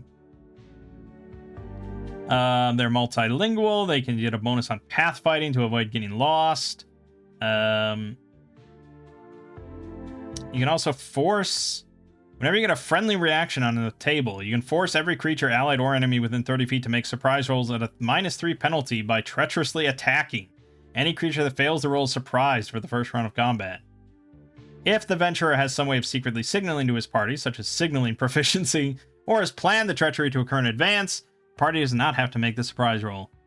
I mean, I would hope you'd plan that sort of thing in advance, but you never know. Yeah, so it's all based around fucking trading and stuff. But you're not useless in combat or anything like that. You're still special, right? So you have good saving throws like a thief. You get an attack throw of 10 or higher. You have a D6 hit dice, not even a D4. So that's pretty good. Most of these, you're going to start with like a crossbow and a short sword and stuff like that. So, I mean, you can attack. And your proficiency list for class, it does include like combat reflexes, combat trickery, precise shooting, weapon finesse. So, I mean, you're not useless in a fight. You're just not a fighter. It's a very interesting concept that you practically never see in an RPG. Then you get into the more advanced campaign classes. These are kind of like a mix of other classes or some sort of evolution of one of the other classes. So you have the assassin, which is like a thief, but more akin at just killing. I don't know what's all specifically different there. It looked pretty similar to thief. Barbarian, obviously it's basically what we're playing, but They get animal reflexes, +1 bonus to initiative, and to avoid surprise. Their saving throws and everything looks pretty similar, but they have different proficiencies. They get natural stealth, -2 penalty to surprise rolls when encountering barbarian. Our opponents suffer a penalty to surprise rolls if we are lying in wait or ambush them. Yeah, you know, things like that. Probably slightly different proficiency lists, like beast friendship and stuff like that, but bard, you know, it's a bard. They're not like 5th edition bards or anything like that. They do get to dabble in the arcane, so they can attempt to use wands, staffs, or other magic items, only usable by arcane casters. When they have to make a proficiency throw of 4 or higher, or the attempt backfires. They do get a damage bonus, because they are technically like a fighter, so they're sort of on the fighter category, but they're a D4 hit dice, so it's mostly going to be towards ranged. They're proficient with all missile weapons. Yeah, so they're kind of explorer fighter in that vein, but they get arcane dabbling, they're good at listening, and they have lore mastery, inspire courage, jack of all trades, so they can inspire allies like once per day per class level. You get a +1 bonus to attack throws, armor class, morale rolls, and saving throws against magical fear. It's pretty handy. Jack of all trades lets them learn a class proficiency from any class,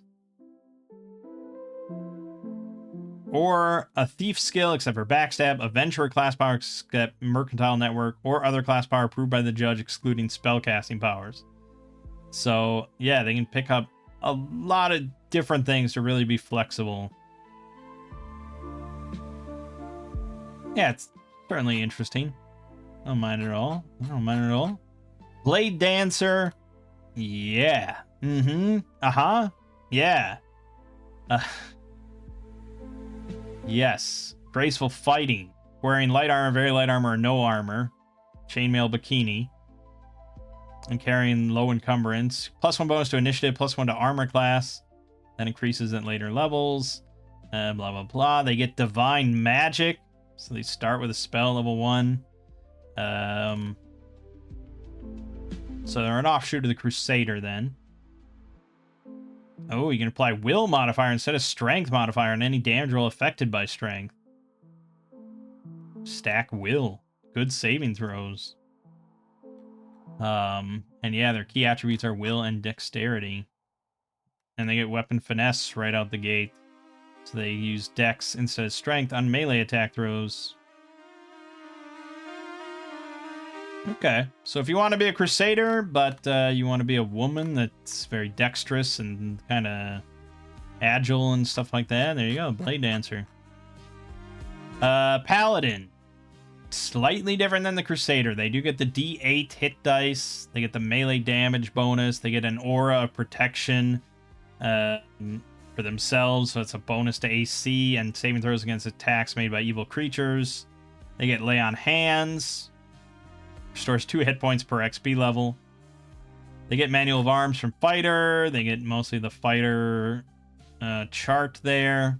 They're immune to diseases. They can sense evil. Yeah, classic sort of Paladin. Priestess, on the other hand. D4. So I think this is going to be more of like a caster divine magic user. They get 2 spells at level 1. They can console the faithful to better endure pain and suffering while they heal. 10 minutes, and then their natural healing from resting is doubled for the next day. It's pretty good. They get a +1 on reaction rolls when attempt to parley with intelligent creatures. They get Lay on Hands as well. They get immunity to disease, including magical diseases. Yeah, pretty good. But obviously not nearly as good in melee. They are at a 10 attack throw for until level 4. But they get magical research and all that. Shaman, on the other hand. 1 spell, D6 hit points. They can commune with spirits once per week. They answer 3 yes or no questions to the best of their ability. They are very wise regarding their tribal history or local area, but not omniscient.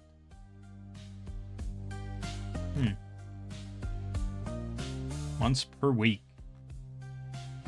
They get divine magic. They get, not amazing attack throw chart there, like a crusader. But yeah, obviously a bit more animalistic. Totem animal.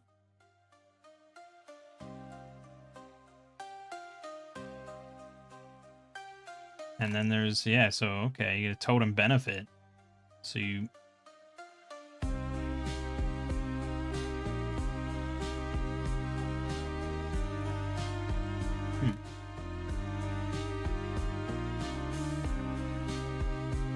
Huh. Yeah, so if you want to have a beast companion, there you go. You can play a shaman.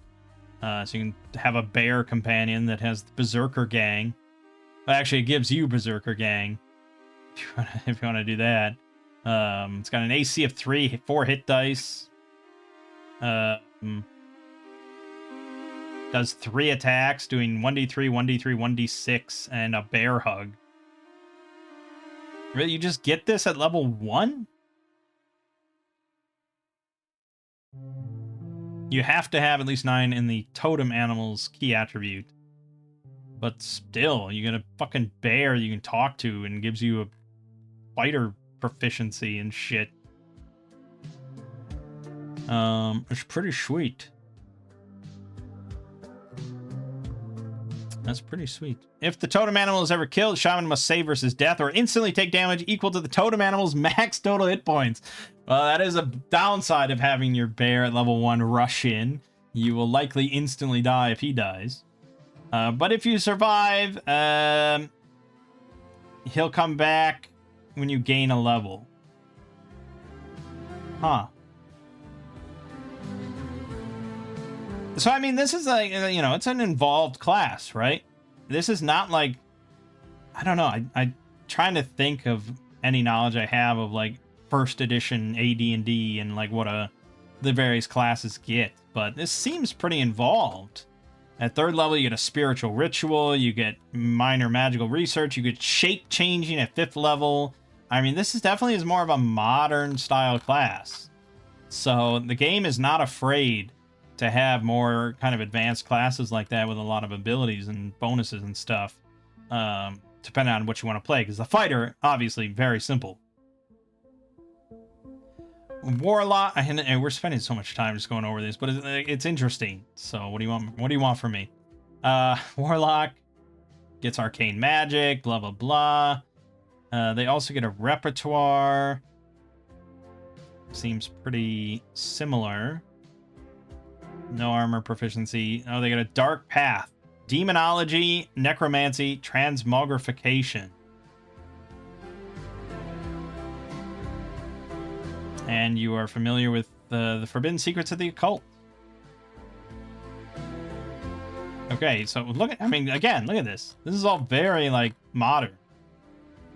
So if you pick demonology, you can conjure dark powers. When you cast summoning spells, spell effects are calculated if you were 2 caster levels higher.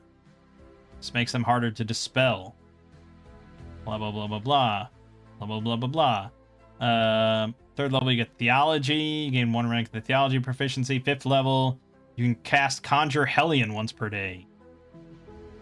Cool, cool, cool. Necromancy, Secret of the Dark Arts. You can control undead as a chaotic crusader of 1/2 your class level. I assume that's rounded up. Maybe, no, I don't know, unless it does nothing at 1st level. If you cast death spells, targets suffer a -2 penalty on their saving throws. Your class level's 2 or higher for death or necromancy spells. Yeah, I mean, it's all pretty cool. Mortuary science, speak with dead once per day. Lordship over the undead. Transmogrification. Cast transmogrification. I can't wait to get to the fucking spell section. I'm very excited. Alchemy, skin change once per day. But you also get corrupting weaknesses at 1st, 3rd, 5th, 7th, 9th, and 11th level. And so you have to roll on this table, D10 table. So you might become disfigured. You might be enervated, reducing your constitution by 2 points each time. Frightening to beasts, haunted, mad, mutated, obsessed. Okay, so you definitely get some good power out of being a warlock, but also pretty nasty drawbacks. And then there's the witch.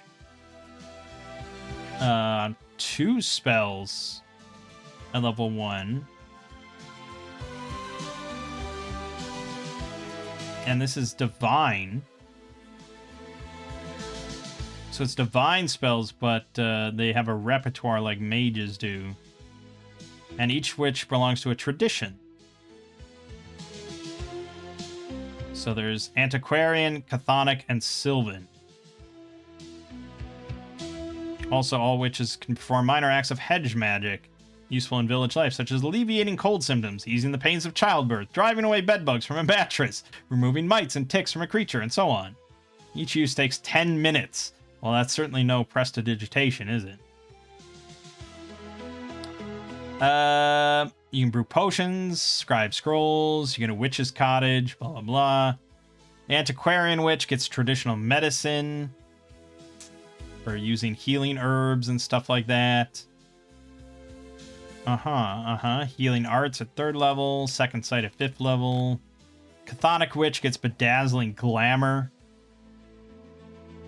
While active, you get a +1 bonus to all reaction rolls. You do not suffer any age-related penalty to charisma. Okay.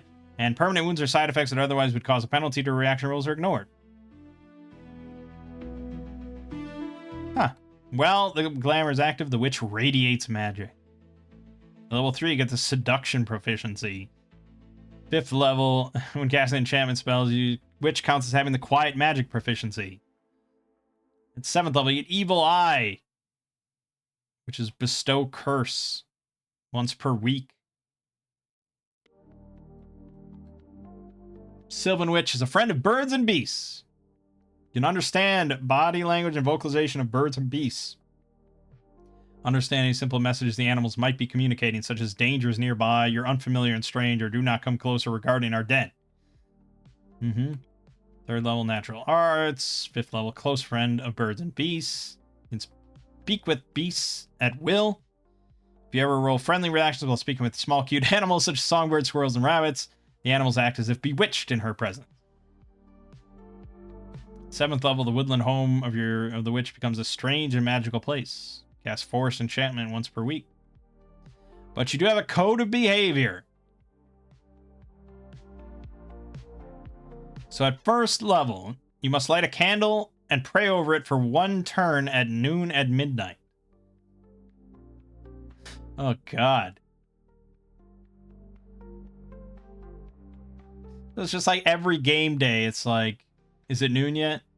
Is it close to noon? I don't want to miss this. I got to do this at noon. Please tell me when it's noon.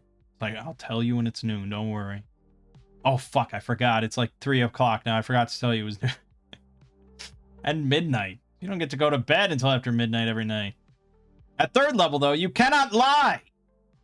Whoa. That's pretty hefty. That's a very hefty restriction. That wasn't even on the Crusader list. You can equivocate, prevaricate, speak in riddles, or stay silent, however. Lie by omission. 5th level, if the witch unjustly wrongs another human or demi-human, you must redress the wrong at 3-fold its value. Woo. 7th level, if you accept a gift, you must offer a gift of 3-fold value to the gift giver.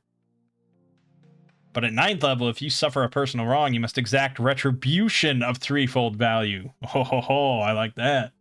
11th level, your soul is sworn to service after death. You cannot be restored to life by any means short of a wish or miracle. Damn. Okay, then all the demi-human classes. The craft priest.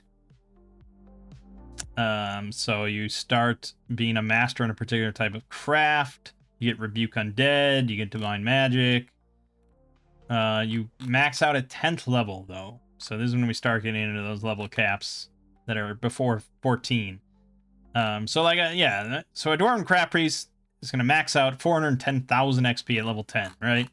Whereas the Witch, if we go by that, is going to be, you know, level 11 at 430,000 XP. And then can keep going, but it's going to be very slow leveling.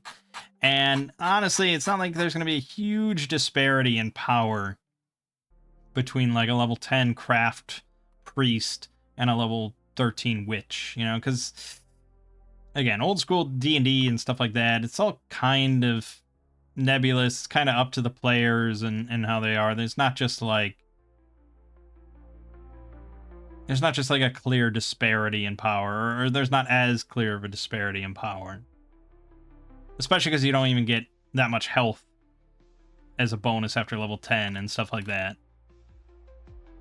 And I don't think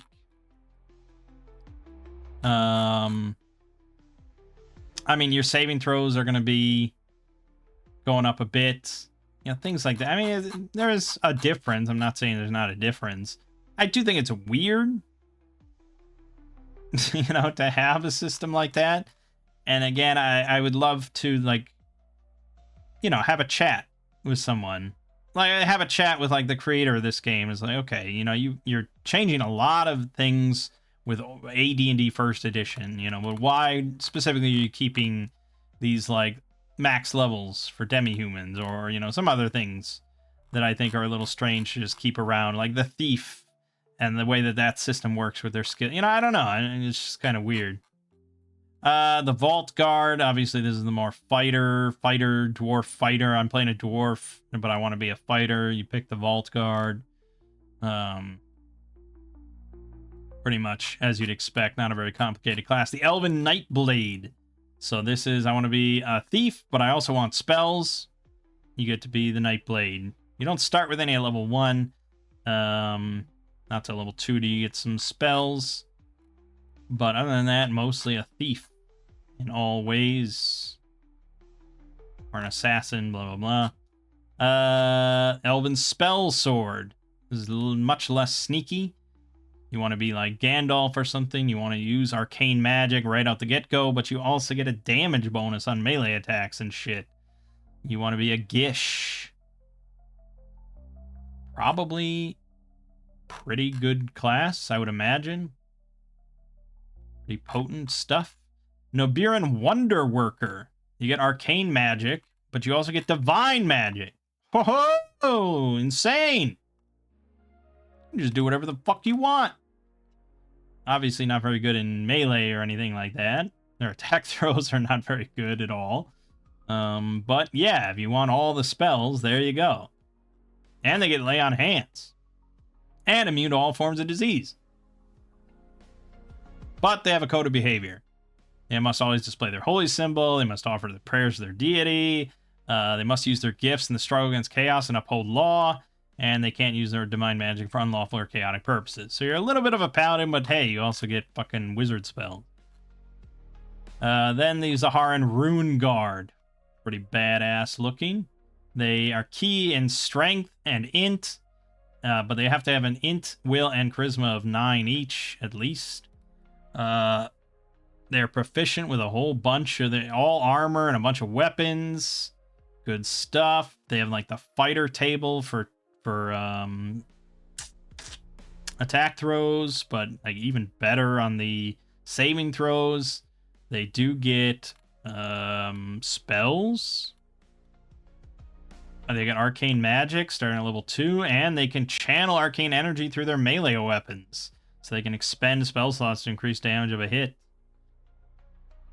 Also seems pretty good. I don't know. I'm sure there's a drawback in here somewhere. Seems pretty good.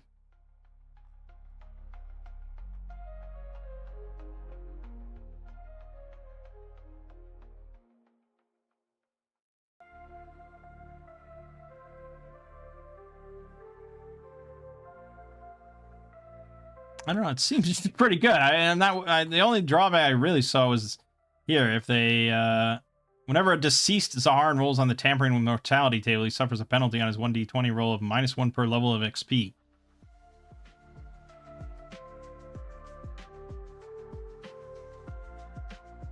but I'm I don't know. Seems pretty good. Okay. That was all that. I feel like this video has been running a long time. Yeah, we're nearing 2 hours. We're not going to get through all of this in one go, but I'm enjoying it. So we're going to definitely keep going through this book. So you'd get into proficiencies, and here's the big chart where you can see when each class gets a general proficiency or a class proficiency, and you can also quickly see where the level caps are. So again, the only ones that have level caps are the non-humans. All human normal classes can go to 14. The big ones, the craft priest and the spell sword, can only go to 10. Nightblade to 11. The Wonder Worker and Rune Guard to 12. Yeah, so I mean, most of them get the same proficiencies at the same levels, but you can see like the Warlock actually gets pretty slow. They only get like one class proficiency at 7 or 6, and then not again till 12. So yeah, you know, that's the chart. And then it has all the proficiency lists for each class, so on and so forth, and then goes into all descriptions of all these things, and there's so many, and there's so much text here, and oh my god. So yeah, I mean, some of these are like entirely new abilities or entirely new aspects of your whole character, you know, like getting beast friendship. That's a whole thing that, like, okay, you can identify plants and fauna with a throw where you normally couldn't. You can understand body language of birds and shit. You get a +2 on reaction rolls when encountering normal animals. Can take animals as henchmen. You can train them to perform tricks or serve a particular role. So on and so, you know, all this stuff. Whereas if you take battle magic, you get a +1 initiative bonus when casting spells, and you use the fighter progression to determine spells with an attack throw. And so the point is that a lot of these are like whole new aspects of your character that are like a, you know, like a feat that it's just like, without this thing, you can't do this thing. Whereas other things are more like, this just makes you better at a certain thing. Like diplomacy, you get a +1 bonus on all reaction rolls when you attempt to parlay. You can parlay without this. This just makes you better. Okay. Whereas contortionism, that's a bit different. Although, yeah, I mean, that's sort of similar. Yeah. So, I mean, we're not going to go through all these. Fighting style specialization, this was another big one that I saw where, depending on what you're wielding, you get a bonus. So if you're wielding a weapon and shield, you get +1 to your armor class. If you're wielding a two-handed weapon, +1 to damage rolls. So you can actually, I believe, take this. Yeah, you can take this multiple times. So you get different styles, but probably most are just gonna. Yeah, I'm a sword and board. I want +1 armor class. Done. It's very simple, and so that's why I think it's a good game because of stuff like that, where it's like, okay, I can be as simple as I possibly want to, and it's pretty damn simple. If I just want to be a fighter and all I'm really good at is hitting things over the head, you can pretty much do that. But it's like, no, I want to play the fucking warlock, and I want 8 billion abilities and all these spells and all these crazy, you know, proficiencies. And like, okay, you can go in that direction too. So on and so forth through proficiencies. There's probably some fun ones in here to read, but yeah, we're on page 120 of 550. We're not very far. Weapon focus. When using a favorite type of weapon and your attack score is an unmodified 20, you deal an additional die of damage. So, okay, without weapon focus, your crits do nothing other than automatically hit. So again, if you're a simple fighter, sword and board type, or two-handed, you know, a simple fighter, probably going to want to grab weapon focus at some point. These crits are fun. Then we get into equipment. Ooh, boy.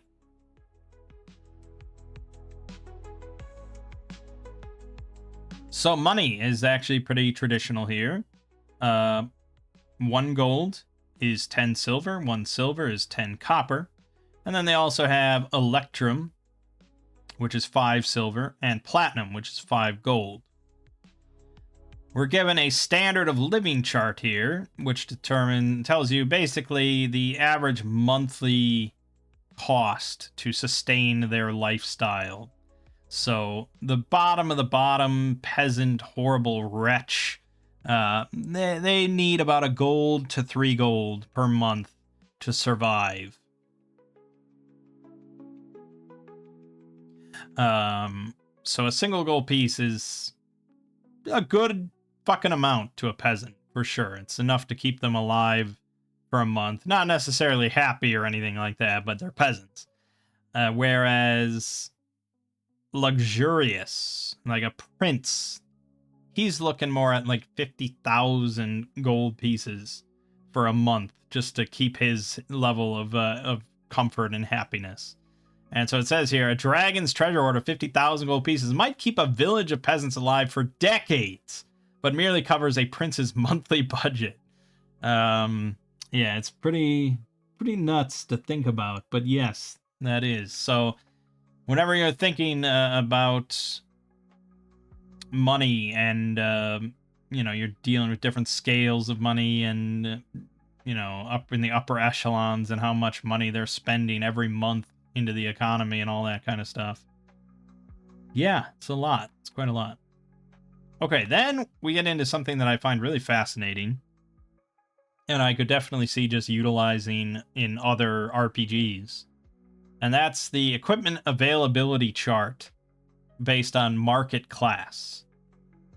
So every market, from a village's humble fair to a city-state's outdoor bazaar to the ports of a major metropolis, have a market class.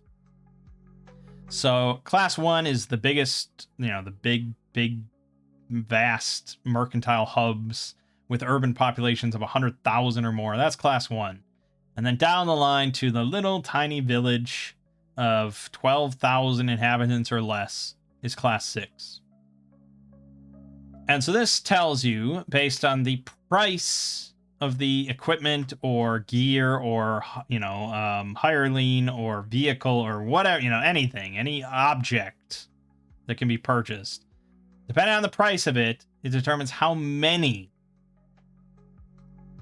that class of market is going to have on average per month. This is each month. And the reason that it's set up this way and displayed this way and discussed this way is because of, again, the overall focus of the system on large scale.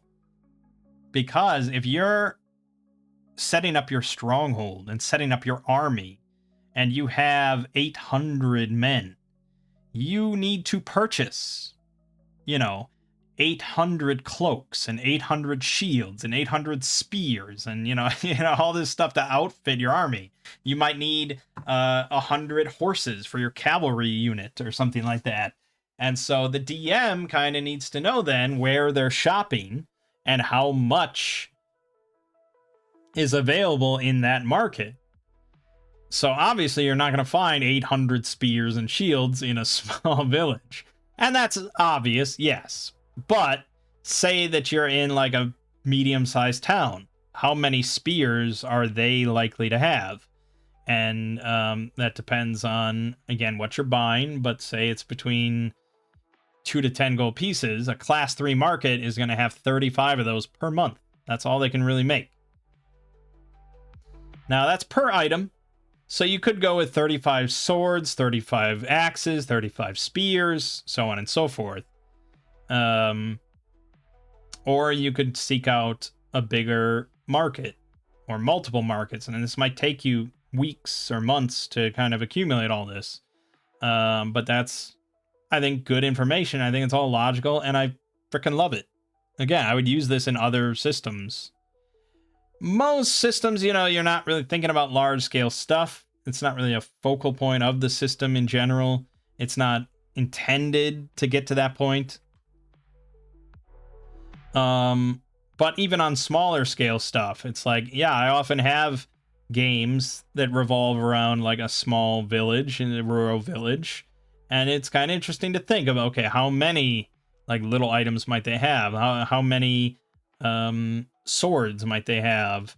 Or even better, like how much, what are the odds of them having something higher scale? And this also goes for selling as well.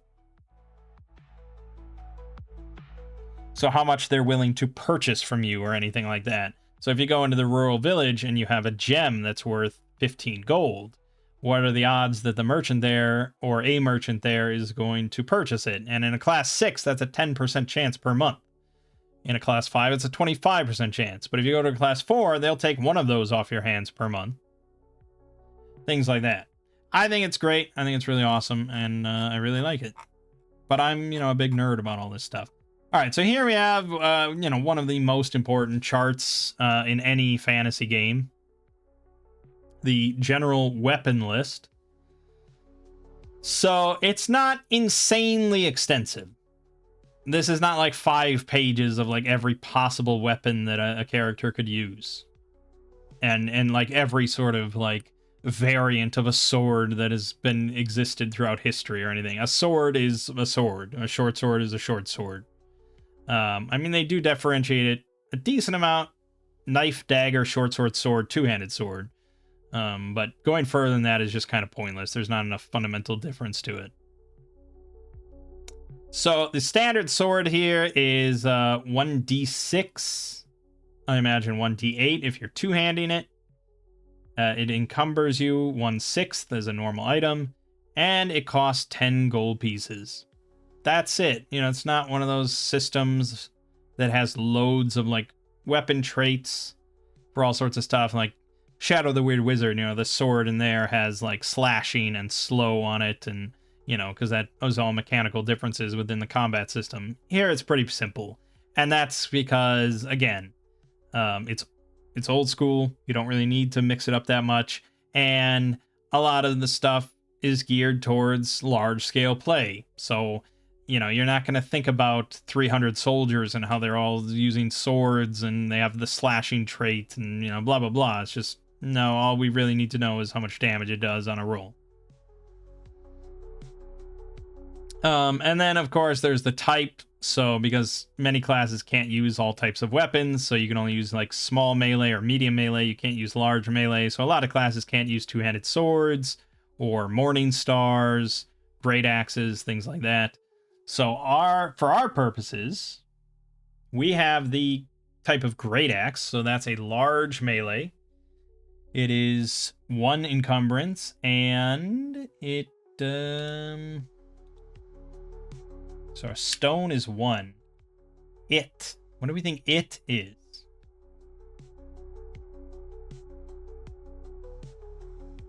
I still don't know what that means.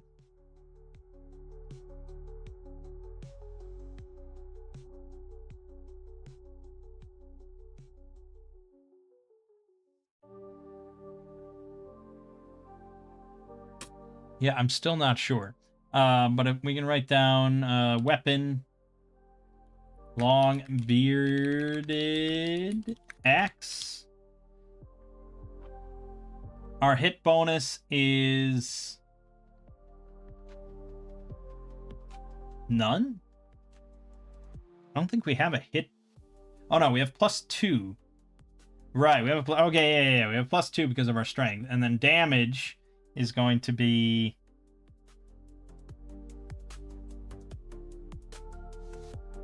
+1d10 +3. I think I may have to go back and look at this, but I get a damage bonus on all my shit for being a fighter, but then there's the strength factor, so I think it's +3. So we get a +2 hit bonus because again of our strength. That's melee attack and melee damage, and that means that we need against an unarmored target to roll an 8 or higher, because normally it's a 10 to hit. So we get a +2. And we do 1d10 +3 damage. I think that's all correct.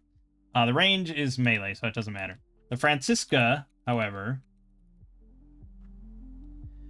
this is a thrown weapon, so that also falls under strength. And this is a hand axe. So it's definitely +2 The damage is going to be 1d6 plus 3. I'm pretty sure.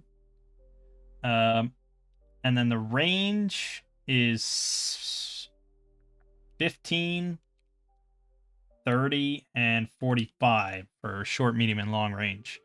And there are no penalties from, I think I read this at some point, no penalties at short range, and then a penalty at medium and a bigger one at long.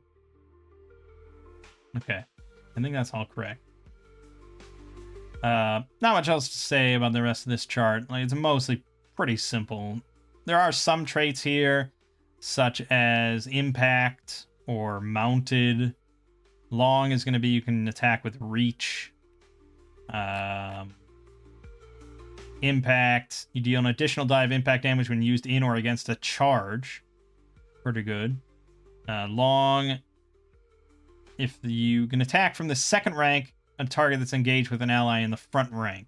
So it's not necessarily that you can just attack at a distance. But again, this is written without a grid in mind. This is not a game that runs with a grid. So there isn't really a factor of, like, you know, squares. And I can attack from 2 squares away. It's just you can attack a target that's fighting your ally. Yeah. Then we get into armor. Okay. So we are wearing chainmail armor. It's medium armor. It's got an AC of 4.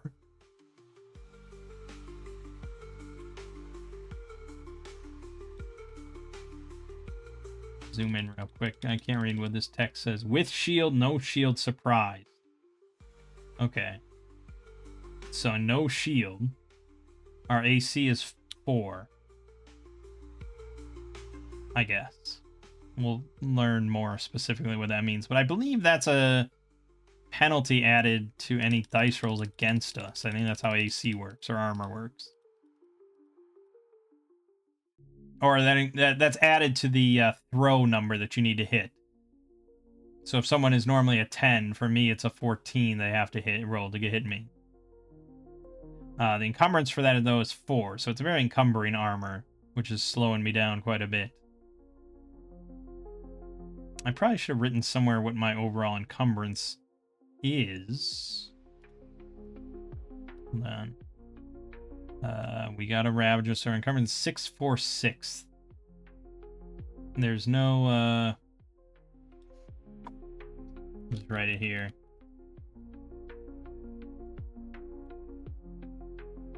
And then keep in mind, you know, if we gain any items, lose any items, we have to adjust that number and keep track of that. So right now,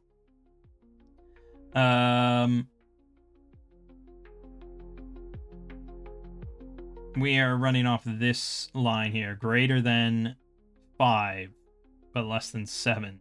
So combat, we have 30 feet per round.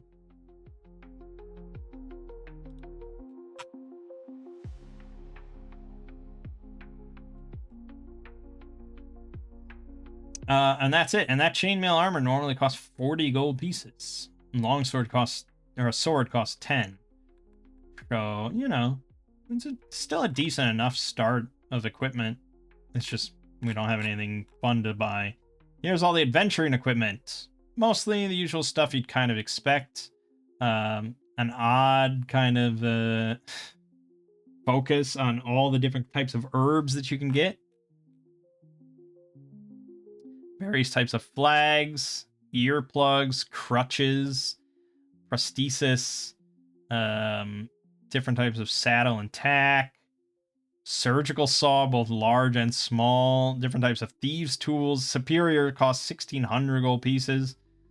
Treatises, all the different types of clothing available. Domesticated animals, different types of dogs, horses, lots of different horses. Oh, do you want a medium riding horse, or do you want a heavy draft horse, or do you want a light war horse, or a step riding horse? Maybe I can interest you in a war mule.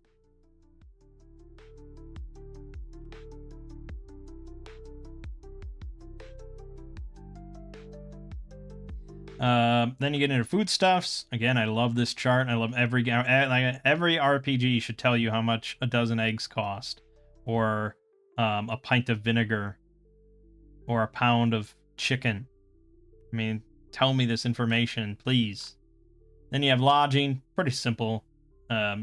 Various inns, kenneling, stabling, whole bunch of different poisons that do all sorts of different stuff. Plant toxins. So I guess that's why they give you the price of those herbs, so that you can make poisons and things like that. But certain markets might sell monster venoms and plant toxins, so GP costs are listed here. More rules on poisons are included in the Acts 2 Judge's Journal. Then you get prices of various structures. And I think this is purchasing them?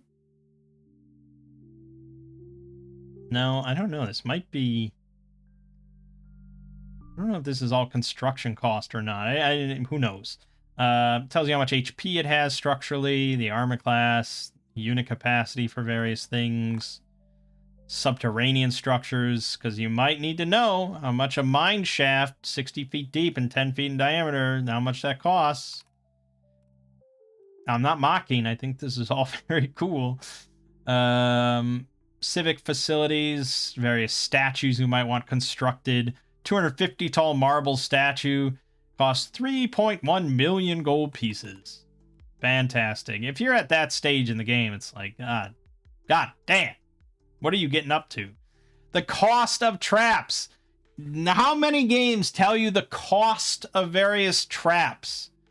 And not like a bear trap or something. I mean, this is like a rolling rock trap that you might want to implement into your stronghold or your dungeon that you've constructed. It costs 400 gold to put in a rolling rock trap.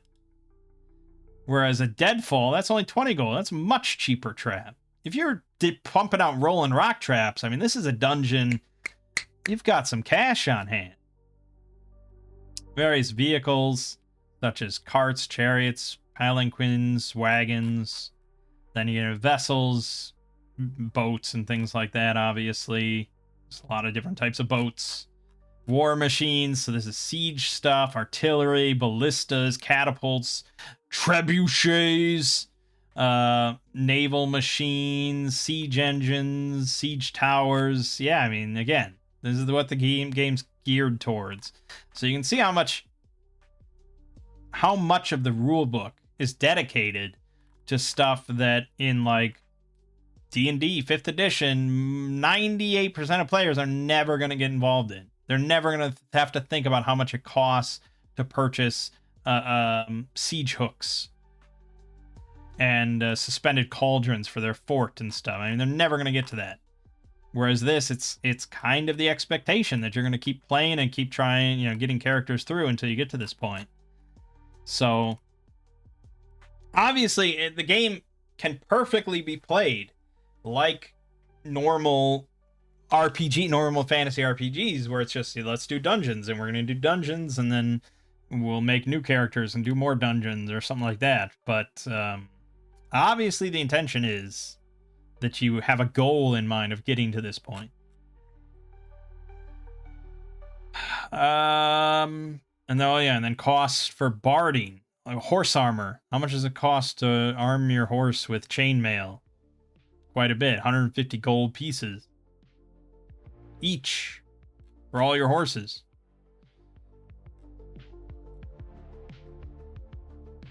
And then all the descriptions of all that kind of shit. Yeah, descriptions for everything. Descriptions for everything. Descriptions for every last thing. Yep. You're going to need a lot of, like, post-it notes in this book if you want to find stuff. Jesus. Masterwork equipment.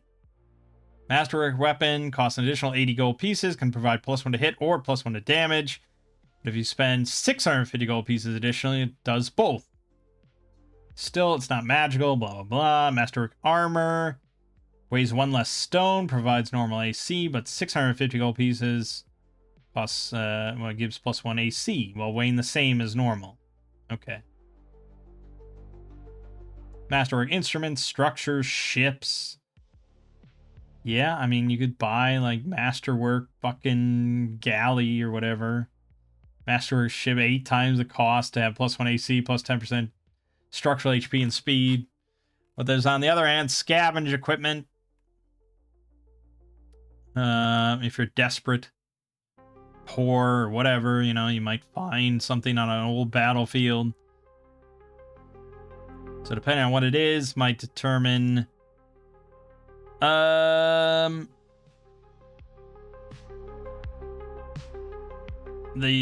condition and value.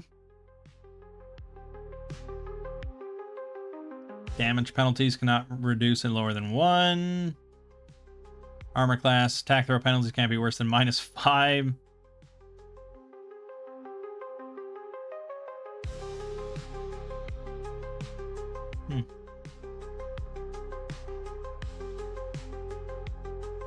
I mean, if the best you can find is a sword that gives -5 to your attacks, I don't know, man. Don't fight. Find some alternative to fighting, please.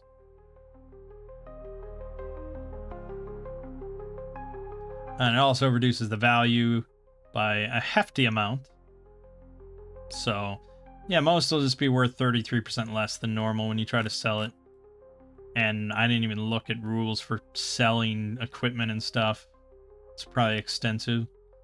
Then, yeah, obviously the whole encumbrance thing. And how much animals and vehicles can carry. Then you get into hirelings.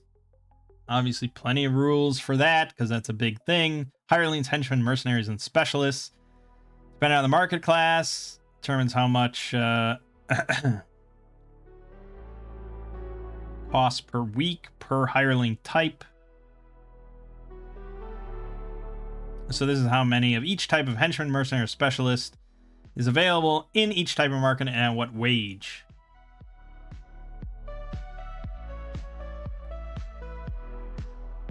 So that's this table here. So in class 6 market, you basically have slim odds of finding most of these types of mercenaries. But henchmen are different. You're always going to find at least one henchman per month, and you have to pay him 12 gold pieces a month.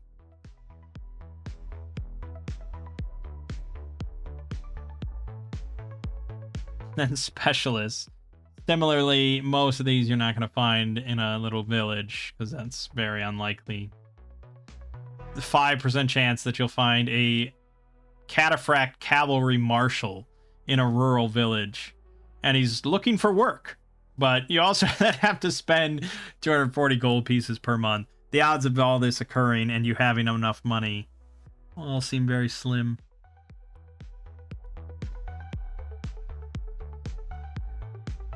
So it's not like, you know, the DM is going to go to a rural village.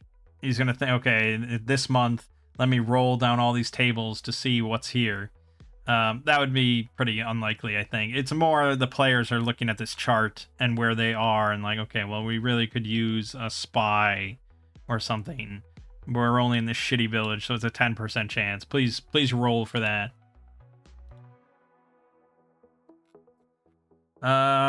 Every hireling has a morale score and a loyalty score. Morale is their confidence in battle. Loyalty is their fidelity to their employer. Hireling can have a high morale but low loyalty, a treacherous berserker, for example. He'd never flee in combat, but he would betray his employer. Hireling can also have high loyalty and low morale. Loyalty ranges from -4 to +4. This is modified by your charisma. It's also modified by a lot of things that can go on while they're in your employ. +1 and anytime they gain a level. -1 anytime they suffer a calamity, a permanent wound. -2. -3. Basically, don't let them get fucked up. Yeah, basically don't let them get fucked up.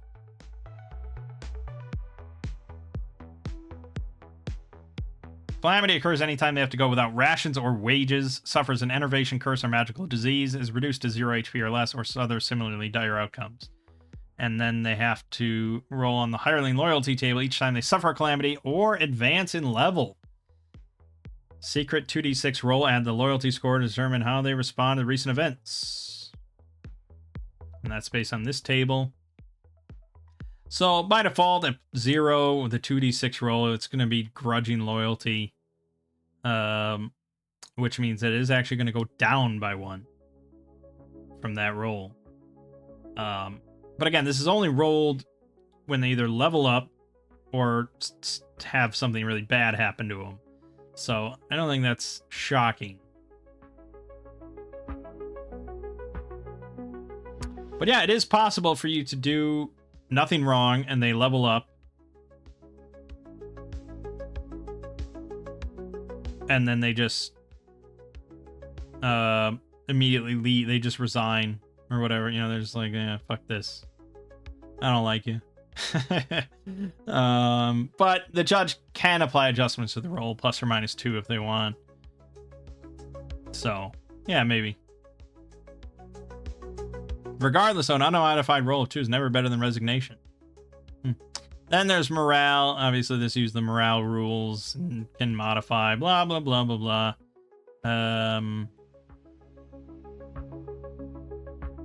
2d6, as long as you get 6 or higher on the modified roll and they're compliant, carry it out to the best of their abilities.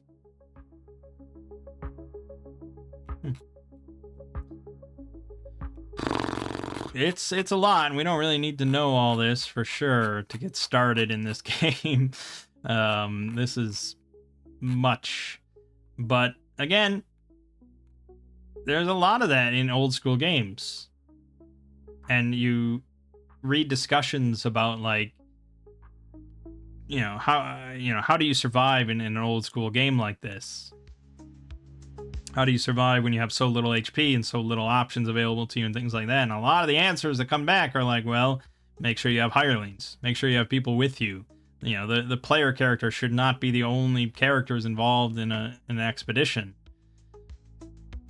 And again, that's a very foreign thing, I think, to modern gamers. It's like, why would I hire goons to go with me? I'm the hero. Because it's not something that really ever happens in video games. Like, ever. Most video game RPGs. But yeah, in the old times, that's just kind of was expected. Part of your money would go towards hiring mercenaries and henchmen and stuff.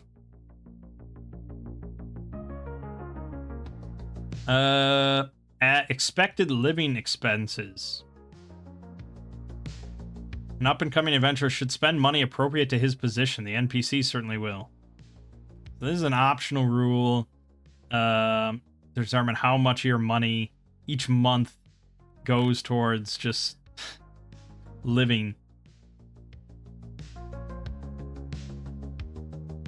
So, abstracting it, your expected living expenses each month are equal to the wages of a henchman of the same level. These funds are due at the end of each game month. Adventurers who do not spend at least as much each month are considered to be of lower level by NPCs in the world, including current and prospective henchmen. Yeah, I mean, I could see that. If I'm going to go all in on this system, you better believe I'm considering living expenses as part of it. Because you start entering like a different scale of time. You start tracking by month and stuff. And money is finite. If you're not out adventuring in dungeons every day, which you probably aren't at a certain level, yeah, you kind of need to keep track of all that.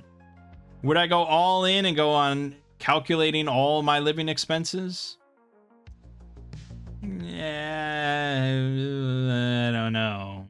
It depends. It depends on the campaign, depends on what players are up to. If we're all just doing this high-end, wheeling, dealing, armies, and conquering and all that, it's like, yeah, we may as well. That's what we're here for, right?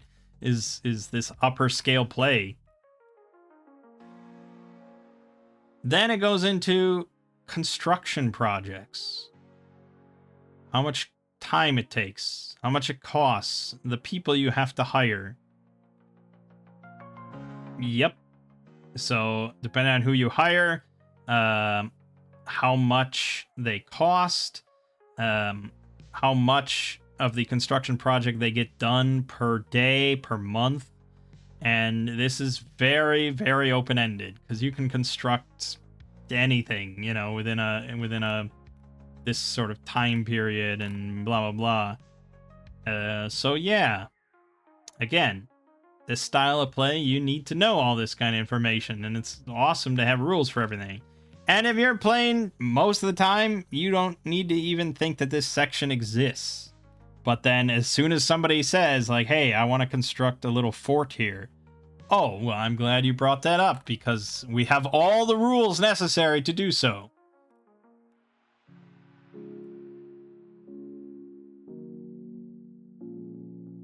Again, it depends so much on the players. Because I know for a fact, I know people I've played with, I know people I DM with, that they would be much happier if it's just like, okay, just spend, I don't know, 2 months and give me, I don't know, like 60,000 gold, and you can have it done. You know, and they would prefer that because they don't want to have to get into all the nitty gritty. Like, this is just pure nerdery, and it is pure nerdery, but that's why it's cool. Because I would prefer to think about, like, okay, who are you hiring to do this job? Where are you hiring them? Where are they coming from? You got to get them there. You got to spend the wages per day. We got to calculate what you're building. What is it made out of? You know, I mean, you got to think, okay, this is going to require, you know, 3,000 pounds of concrete, and that's going to be blah, blah, blah, this much cost. And we establish your structural complexity. It's not for everyone. I get it. But clearly it's for some people because these rules exist. I also like that you can cast certain spells to construct, to aid in construction. Like Wall of Stone. It's excellent. And you construct various, I mean, obviously, we saw prices for how much it costs to buy a galley. But what if I want to construct the galley? And so they got rules for that. And then we get into spells. I think we're going to have to save this one for next time. This video is running pretty long. Yeah, so far I like a lot of what I see. But reading a rulebook and running the game is two very different things. So it's hard for me to make any sort of judgment about what this would actually be like to play.